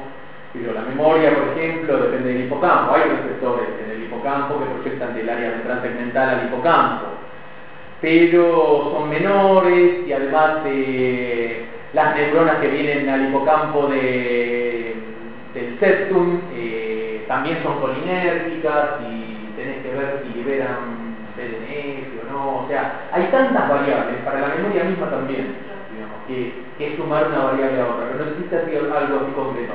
En algunos casos sí, digamos. Si pudiéramos probar en humanos, se podría probar, digamos, si existiera la posibilidad. Se podría probar por ahí una persona adicta, si se le puede hacer algún tipo de terapia. Bueno, es lo del Champlex, esta sustancia que se usa ahora para dejar de fumar, esta de Pfizer que salió hace un par de años, que lo que es un agonista parcial. ¿Saben lo que es agonista y antagonista o no? ¿Hay alguien que no sabe? Lo digo. ¿No? Sí, ¿saben? ¿Todos? Porque si hay una persona que no sabe, lo digo. Bueno, lo que desarrollaron, ¿saben lo que es un agonista y un antagonista parcial? ¿También? Bueno, no. O sea, un receptor tiene la posibilidad de abrirse y de que entre, de que tenga una actividad biológica. Un agonista, por ejemplo, la nicotina es un agonista de los receptores nicotínicos. ¿Qué hace? Se pega y abre el canal como si fuese su ligando endógeno, que es la acetilcolina. ¿Sí? Si fuese un antagonista, lo que hace, se pega y bloquea el canal. El canal ese no se puede abrir. O sea, le estoy quitando la función al canal. Antagonista, ¿sí? Ahora, los agonistas y antagonistas cierran totalmente el canal o lo abren. Lo que surgió para algunos canales solamente, en eso trabajan los farmacéuticos y los químicos, es lo que se llama un agonista parcial o un antagonista parcial. ¿Qué significa esto? Que si yo le aplico un antagonista, por ejemplo parcial, se me va a bloquear un porcentaje de los receptores. No voy a bloquear todo. ¿Sí? Eso tiene fundamental importancia porque, por ejemplo, yo lo que quiero es disminuir la activación de esto. Y acá tengo muchísimos receptores nicotínicos. Pero yo, acá, en la protuberancia, tengo los receptores nicotínicos que me están modulando el sueño. Entonces, si yo le pongo un antagonista, la persona no va a poder dormir. ¿Sí? Entonces le voy a tener que dar un hipnótico para que duerma, pero el hipnótico le causa, entonces es el efecto, ¿sí? La bola de nieve. Entonces, si yo tengo un antagonista parcial, quiero que me asegure que me bloquea el 30% de los receptores. El 30%, acá en la protuberancia, no me afecta el sueño. Pues el 30% de una población relativamente chica. Pero acá, sí. Porque esto, al tener mayor número de receptores, es que necesita mayor activación de receptores. Si yo le quito el 30% a eso, se ve alterado. Entonces estoy disminuyendo esto, pero no estoy, o sea, evito los efectos colaterales o los efectos adversos. ¿Sí? Por eso ahora se habla tanto de antagonistas y agonistas parciales. El Champlex es un antagonista parcial del receptor nicotínico. En algunas personas funcionó que lo empezaron a tomar y dejaron. Yo en el departamento de fisiología tengo a 2 exfumadores que tomaron Champlex. Conozco otra gente que lo tomó, no le hizo nada, y conozco gente, mi cuñada, que tomó y empezó a fumar más. Le agarró el ataque y precisaba cigarrillos y se volvió a dictar, digamos. O sea, el 30% apareció en otro lado. Exactamente, bueno, todas estas estructuras están moduladas. No sirve para todo, porque había aparecido, era de Pfizer, así como la gran... Claro, es un antagonista parcial, es lo ideal, farmacológicamente, si estamos en la farmacología teórica, es lo ideal. Donde hay mayor cantidad de receptores nicotínicos, acá, bajo eso. Entonces, no existen las panaceas. Bueno, las preguntas generales. Perdón, si quieren les comento, quieren un chiquitín más, les cuento levemente en qué trabajo yo. Yo uso el condicionamiento de preferencia al lugar, y los 2 resultados así más interesantes que encontramos en los últimos 2 años, uno es que tiene que ver con la epigénesis. La epigénesis tiene que ver con las histonas. Las histonas son las proteínas que hacen que el DNA tenga la doble hélice bien plegada. Cuando las histonas sufren modificaciones en sus colas, se despliega el ADN, entonces la polimerasa puede entrar y aumenta la transcripción de ese gen. Esto es una histona desacetilasa. Lo que hace es desacetilar a las histonas, entonces al desacetilarlas, lo que hace es que se expanda más, o sea, es un inhibidor, lo que hace es que se expanda y en teoría aumentaría la transcripción de genes. Fue descrito que los inhibidores de estas enzimas aumentan la memoria. ¿Sí? Fue descrito por varios, Marcelo Wood en Ireland, en Alemania, en Colombia, que fomentan diferentes tipos, memoria aversiva, memoria apetitiva, ¿sí? De todo. Nosotros hicimos un experimento con nicotina, cocaína también, aumenta el consumo de cocaína, o sea, y ahí cerraba la historia de que la adicción tiene un componente de memoria. Aumenta la memoria, aumenta la adicción. Lo probamos con nicotina, baja la preferencia por la nicotina. O sea que en nicotina está pasando algo que no es el componente nético que está trabajando en los otros. ¿Sí? Ahora estamos tratando de profundizar qué es lo que está pasando. O sea, hicimos toda una serie de controles, o sea, es resumido. ¿Sí? Hicimos muchísimos experimentos para demostrar esto, que estamos quitando la preferencia. Además, los inhibidores de estas enzimas se están usando para prevenir el cáncer. Porque lo que hacen es inhibir que se transcriban ciertos genes, entonces las células cancerígenas en teoría lo que tienen es una desregulación de su metabolismo. Entonces si uno les va poniendo trabas a la producción, a la transcripción de genes, en teoría está bajando su efecto cancerígeno. Entonces lo que ahora estamos tratando de hacer con un grupo francés es ver que en Francia están usando estos inhibidores en personas cancerígenas y justo que esas personas eran fumadoras, para ver si está teniendo un efecto sobre el fumar. ¿Encontraron algo? Lo otro, no, todavía estamos con, o sea, está él principalmente, yo ahora viajo este año de vuelta para allá. Y lo otro que encontramos es un trabajo nuevo que lo estamos escribiendo, que es algo que se llama... que tiene que ver con la sensibilización. O sea, si es lo mismo que una persona haya sido expuesta neutralmente a una droga para determinar que esa droga puede inducir un proceso adictivo o no. En humanos sería como si yo pruebo la droga, me voy a Bariloche, pruebo la droga y después vengo acá y si yo la pruebo acá tengo mayor tendencia a volverme adicto que si no lo hubiese probado antes, digamos, una cosa así.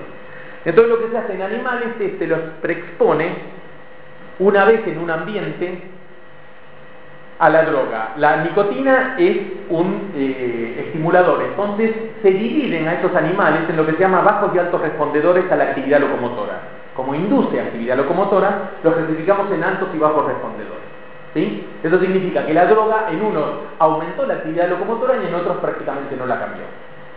Ahora a eso le hacemos el condicionamiento de preferencia al lugar. Había sido descrito que la sensibilización es uno de los factores fundamentales para establecer una adicción. Y habían descrito con nicotina que si uno inyectaba una sola vez nicotina antes de hacer ese condicionamiento y después hacía 2, 4 u 8 días de condicionamiento, no se obtenía condicionamiento. Pero si se le daba 7 días antes, se lo sensibilizaba al animal, el animal hacía con cualquiera de ellos condicionamiento. Nosotros lo que hicimos es un solo día de condicionamiento primero y probamos un solo día de preexposición. Hicimos condicionamiento de 4 días, de 1 día y de 7. Y lo que vemos es que lo que veían ellos, que tiene que ver la preexposición con el condicionamiento, no es tan así. Si uno hace una sola preexposición y hace 7 días de condicionamiento, puede obtener que unos se vuelven tolerantes, o sea que no les hace más efecto la nicotina y los otros se sensibilizan. O sea, unos hacen condicionamiento y los otros no. Uno hace condicionamiento. ¿Quiénes son los que hacen condicionamiento? Los bajos respondedores, o sea, los que serían bajos respondedores a la nicotina, en un principio, después... ¿A quién en preferencia? Exactamente, y los que respondían rápidamente, o sea que lo que ahora estamos tratando de ver es la diferencia entre altos y bajos respondedores, es una sola dosis de nicotina, tiene que ver con que el animal tiene más receptores. O sea, pueden ser miles de cosas. Lo más fácil para mirar es que el animal, por alguna circunstancia, porque estuvo estresado o lo que sea, tiene más receptores. Eso es lo más fácil de ver. ¿Sí? Entonces, si tiene más receptores, responde más a la nicotina, ¿sí? que si tiene menos receptores.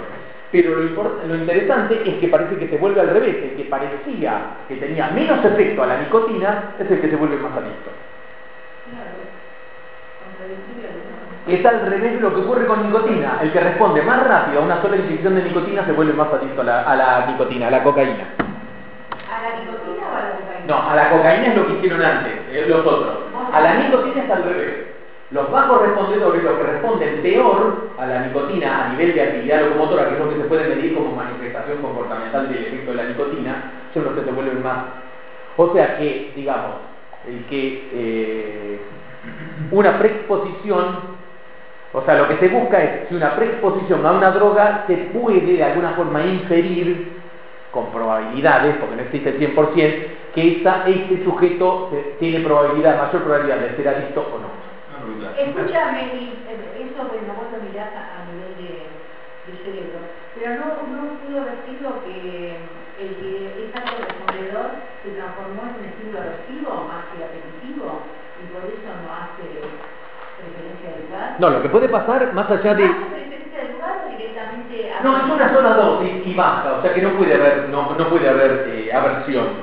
O sea, si tiene muchos receptores, capaz que le produce náuseas. no, si tiene muchos receptores pero no se logran ocupar. Lo principal que puede llegar a pasar es que el animal se vuelve tolerante. O sea, tiene tantos receptores que no le alcanza la dosis para poder estimularlo, entonces sería una símil tolerancia.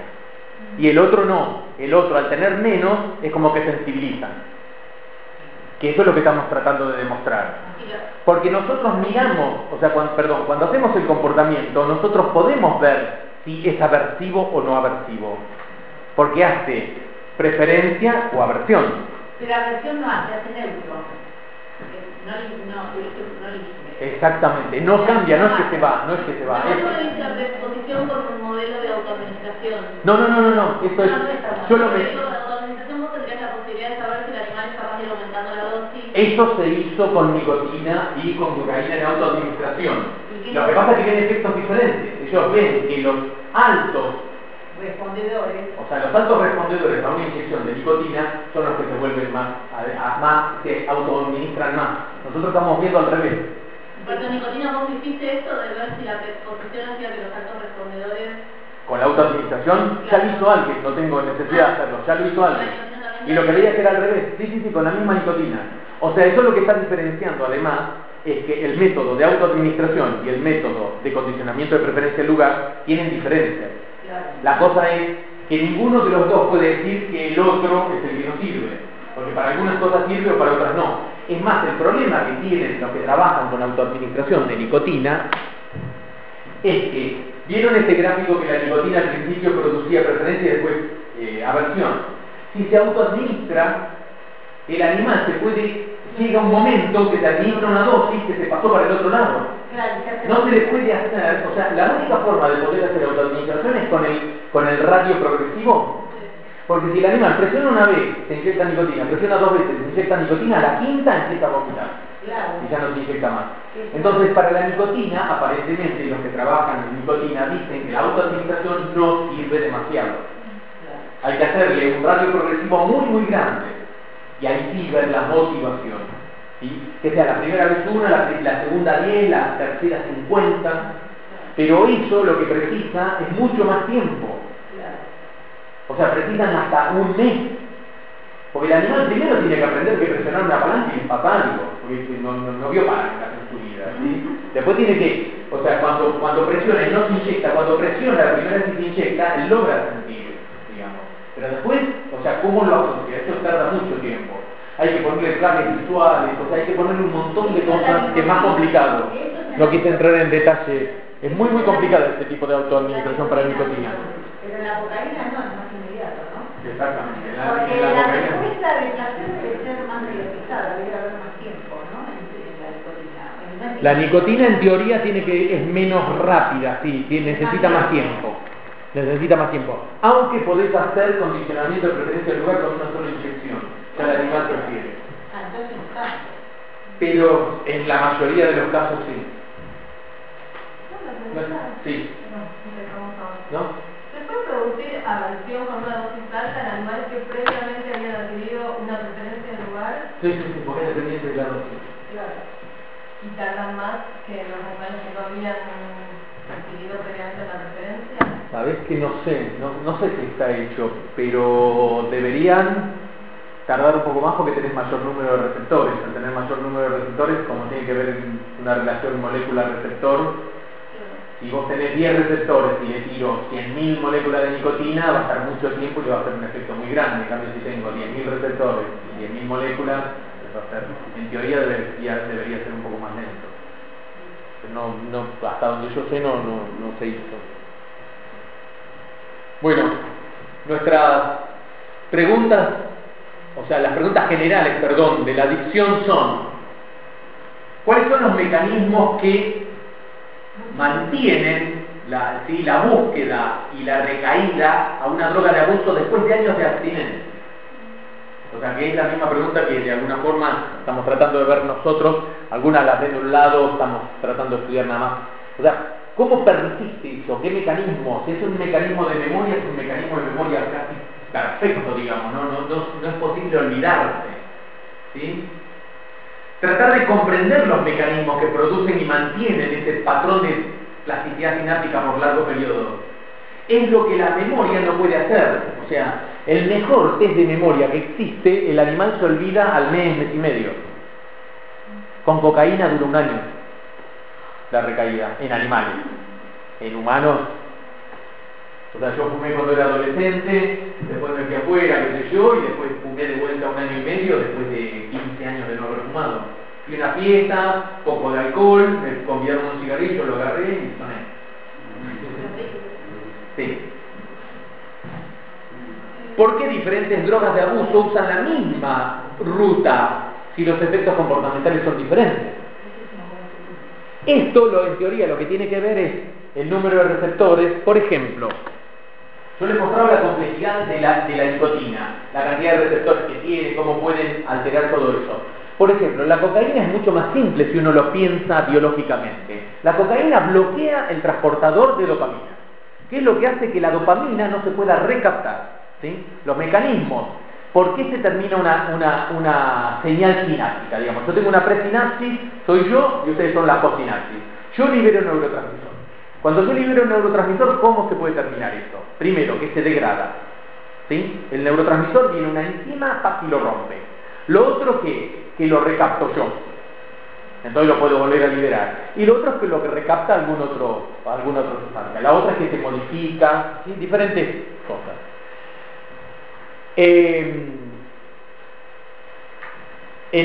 la cocaína lo que hace es bloquear el transportador, o sea, no dejo, yo libero dopamina, pero no dejo que la recapte yo, ¿sí? O se degrada o queda en el medio mucho más tiempo. La anfetamina, que es todavía peor que la cocaína, no solo no deja que se vuelva a recaptar la dopamina, sino que invierte al transportador. Lo que hace ahora es me vacía a mí de dopamina. O sea que aumenta mucho más la cantidad de dopamina afuera. La nicotina es mucho más complicada. Tenemos receptores que se desensibilizan, receptores diferentes subunidades de receptores en diferentes áreas, y además, salvo la nicotina y los opioides, son los únicos que tienen un receptor específico. Los otros no son receptores, es un transportador. ¿Se entiende? Es algo que lo que hace es mete cosas o saca cosas, ¿sí? Es un transportador. Eso no significa que sea mejor o peor, ¿no? Sino que por ahí en algunas cosas es un poco más simple, pero el efecto es mucho más fuerte, ¿sí? El efecto comportamental es mucho más fuerte. Si un individuo deja de fumar, a las pocas semanas tiene el mismo número de receptores que una persona que nunca fumó. O sea que no tiene que ver, la recaída no tiene que ver con el número de receptores. Hay otra cosa. ¿Se entiende? Pero continúa, ¿sí? Después de recitado, continúa la búsqueda por largo plazo y todo. O sea, continúa con todo, tiene todos los efectos de la recaída de cualquier droga, pero no tiene que ver con el número de receptores que tiene. ¿Cómo pueden las drogas, cómo puede gustarme cómo puedo seguir buscando una droga si ya no me apetece más, ya no me produce placer, que era las teorías estas? O sea, ¿por qué los adictos siguen buscando la droga si la droga ya no les produce el placer? ¿Sí? Esto está justificado en parte por unos experimentos de Robinson y Berridge, que, de acuerdo con esta teoría de la sensibilización del incentivo, la razón de esta paradoja es porque el uso se sensibiliza solamente el sistema que tiene que ver con la parte motivacional, que era el querer, y no con el gustar. O sea, uno se sensibiliza, pero el otro no. Entonces ya la parte placentera deja de tener efecto, porque la parte placentera depende de GABA y de opioides, y esos sistemas no se ven alterados, mientras que la búsqueda tiene que ver más con el sistema dopaminérgico, que es el target directo de la nicotina. Y esto es una etapa de Science que salió en los años 90, donde decía sexo, drogas, alcohol, bueno, y fumar. Los científicos han descubierto el secreto químico de cómo uno se vuelve adicto y de cómo puede ser curado. 20 años después todavía no sabemos. ¿De qué año es eso? Esto es de los años 90, no aparece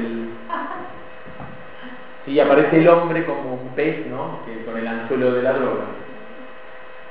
O sea, todo el tiempo, uno de los problemas, no de la ciencia, sino de los divulgadores de la ciencia, de los diarios y todo eso, es que si se ponen a mirar, si quieren, hoy en día es mucho más fácil con la búsqueda de internet. Por ejemplo, el ejemplo que yo siempre doy es el chocolate. Y el chocolate, hay gente, investigadores que estudian el chocolate. Entonces, el chocolate es bueno porque reduce el colesterol, pero después es malo porque aumenta las grasas trans. Y es bueno, o sea, si vamos mirando, hay en momentos que es bueno y hay en momentos que es malo, ¿sí? O sea, el desconocimiento, el creer que uno, porque yo ahora encontré en mi laboratorio que este inhibidor lo que hace es bajar la preferencia por la droga, sacar en el diario, se encontró la solución para que dejar de fumar, eso es desinformación. O sea, el problema es que hay un nivel en el cual entre los que hacemos ciencia y entre los que publican los artículos en los diarios no hay demasiada interacción.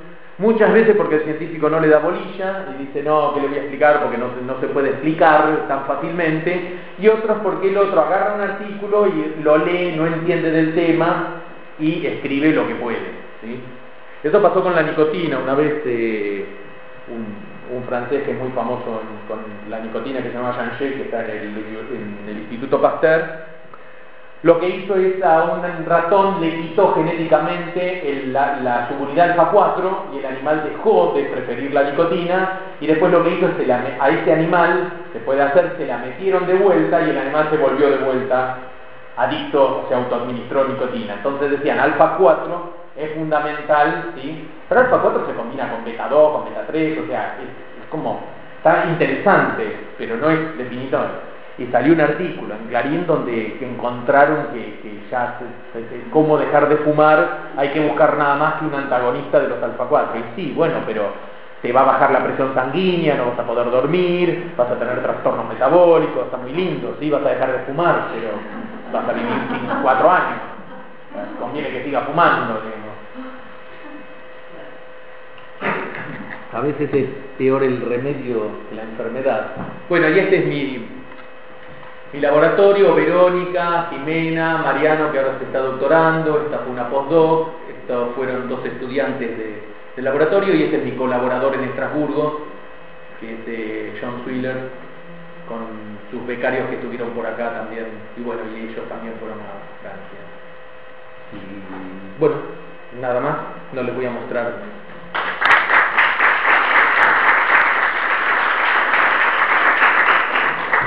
Tengo todos los resultados acá. La próxima. Comprometido para una segunda. Sí, o si no se los doy acá en la nariz, porque lo hacemos más.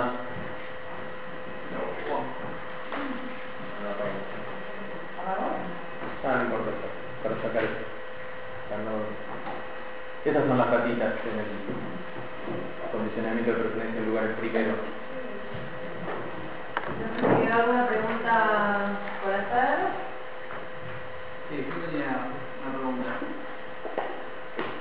Seguro que más o menos me acuerdo, a las 2 semanas más o menos la rata está pulsando unas 700 y 800 veces. 700 veces. ¿Cuál es el destino al final de una rata adicta en un laboratorio? ¿La tratan de rehabilitar? ¿Se muere adicta? ¿Qué pasa con una rata? Mira, generalmente cuando hace ese tipo, o sea, la rata desgraciadamente, sí, no se la.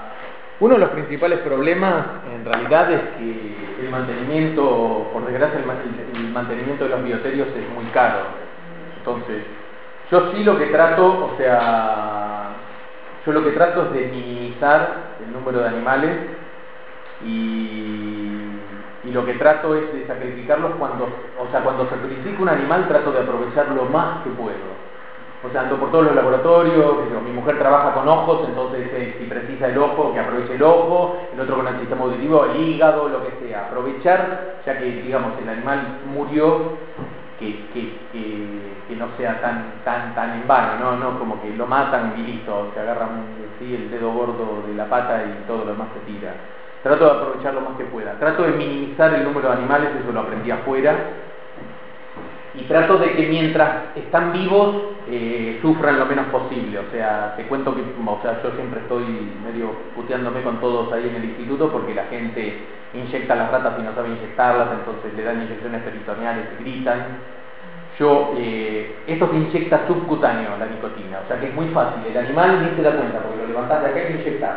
Igual yo no sé. No, pero te cuento porque es algo que me interesa también para los que. El animal generalmente se lo sacrifica. Yo trato de ver qué es lo que se puede hacer. Rehabilitar si estás estudiando rehabilitación. Si lo tuyo terminó con la toma compulsiva, ahí lo matás y le sacás el cerebro y lo estudiás. ¿Sí? No, lo que quiero contar es que, por ejemplo, en mi laboratorio, las ratas tienen split, aire acondicionado frío-calor en verano, y yo en mi oficina no lo tengo. O sea, cuando tuve que elegir ponerlo, le digo, para mí son más importantes las ratas, o sea, yo me la puedo bancar con el split en la oficina de al lado. Pero, o sea, porque trabajo en comportamiento, o sea, para mí el estado del animal es fundamental. O sea, los becarios no todos trabajan con los animales. Yo lo que hago es una prueba. Hay gente que no puede trabajar con animales, lo agarran y ya se estresan y no lo van a poder agarrar nunca. Y qué sé yo, de todos ellos, Verónica, por ejemplo, es la que hace todo lo comportamental porque tiene buena mano. Y si no, bueno, ahora ya no puedo, pero no puedo por cosas de burocráticas, pero lo hacía yo. Perdón, y engancho Sí. otra pregunta. ¿Los experimentos los hacen de noche o de día? Porque no son de hábito... Bueno, estos son de hábito nocturno, pero generalmente se hacen de día. Nosotros hicimos experimentos, lo que se llama fase invertida, porque no ningún becario va a ir a las 2 de la mañana a trabajar. Entonces lo que se hace es, vos invertís, o sea, tenés un cuarto donde de noche está oscuro durante el día. El único problema es que una rata tarda 2 semanas, exactamente, porque vos le estás cambiando 12 horas, ¿sí? Y es, un día son más o menos 1 hora, 1 hora y media, 2 horas.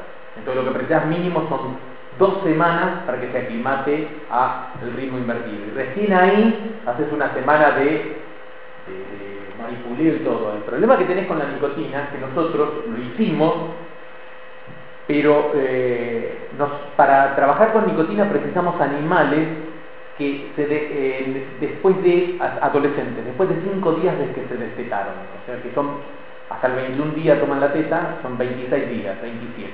Para empezar el experimento como máximo 31. Hicimos experimentos con animales de 40 días y nos bajó el porcentaje de los animales que preferían la nicotina al 20%, cuando nos da el 60-70%. Entonces, lo de hacer la prueba de noche lo hicimos, a pesar de todos los problemas.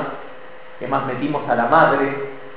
O sea, lo que hicimos es la madre cuando todavía estaba dándole la teta, los últimos días, ya la pusimos en ritmo invertido, total a la madre no le hace nada, ¿sí? No pasa nada al cambiarle el ritmo, para que los animales estuviesen las 2 semanas para poder trabajar, porque si no, no sabíamos, la nicotina no iba a responder.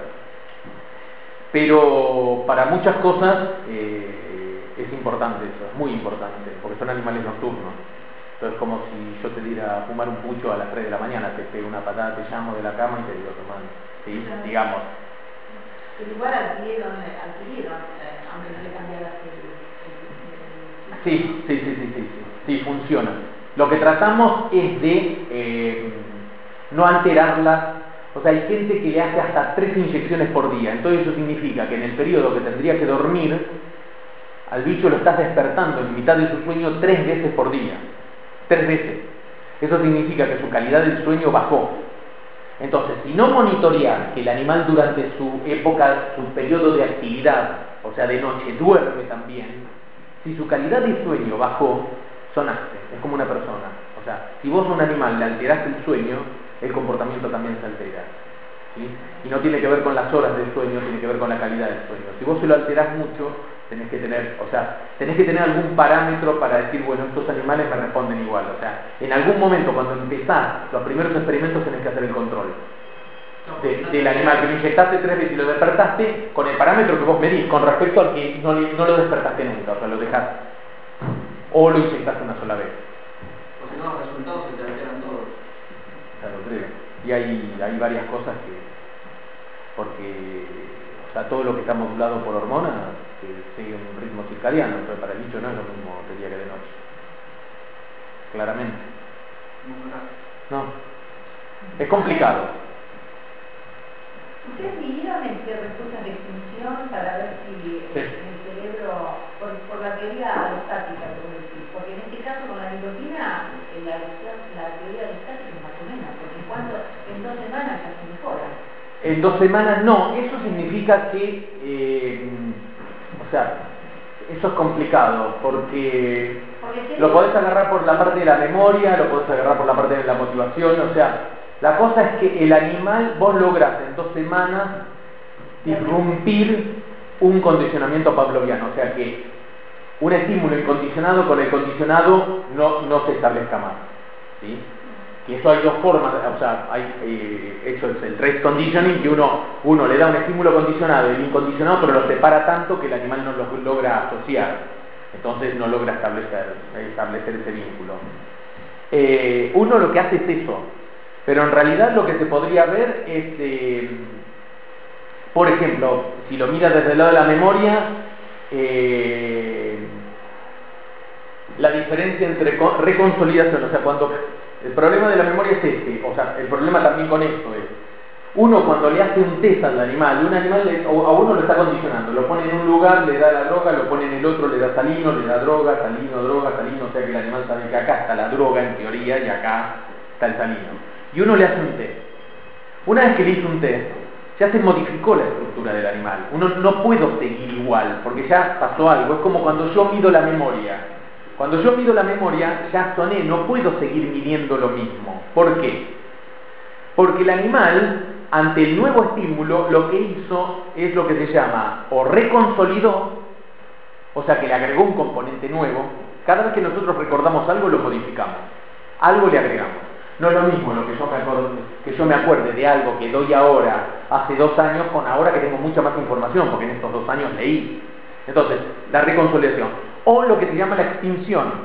Pero la diferencia es que la reconsolidación es una modificación de la memoria. La extinción es la tapo a la memoria, pero la memoria original existe, no desaparece, yo la tapo.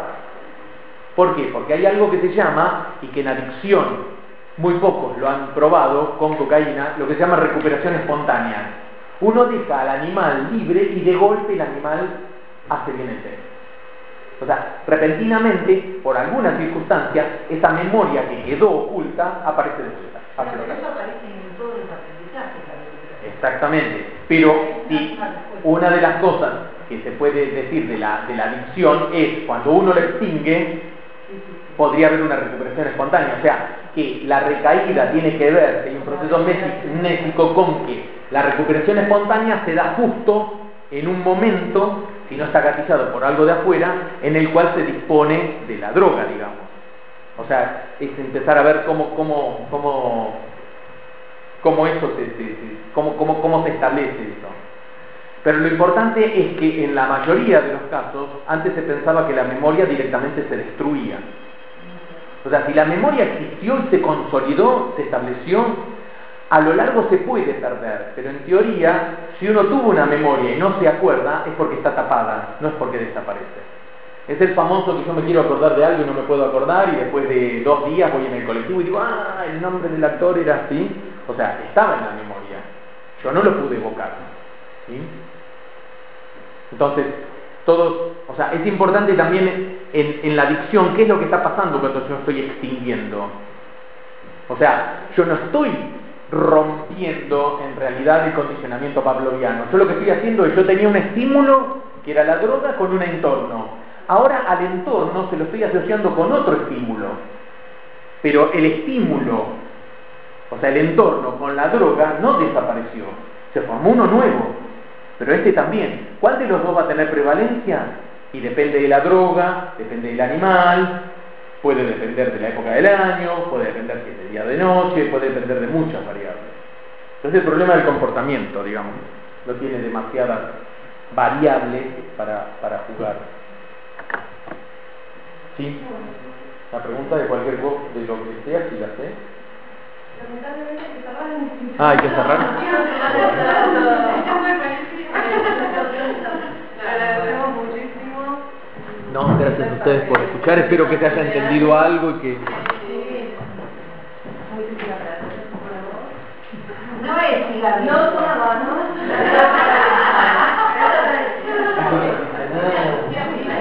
Le agradecemos muchísimo.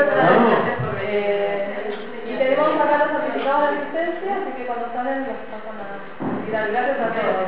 Bueno, yo al que le interese algo, yo tengo bibliografía o sea, tengo acá algunos de los papers de estas teorías, donde pueden leer con más detalle, por si les interesa algo, pero yo los tengo como PDF y se los puedo mandar a ella y ella se los da, o sea, no hay problema. El PDF de la presentación de hoy. Dejé el PDF de la presentación y todas estas teorías de de Berridge, de Cook, Sí, pero bueno, pero... y de todo eso, o sea, si los quieren no hay problema. Están todos en inglés, digamos, es el lenguaje de la ciencia, pero...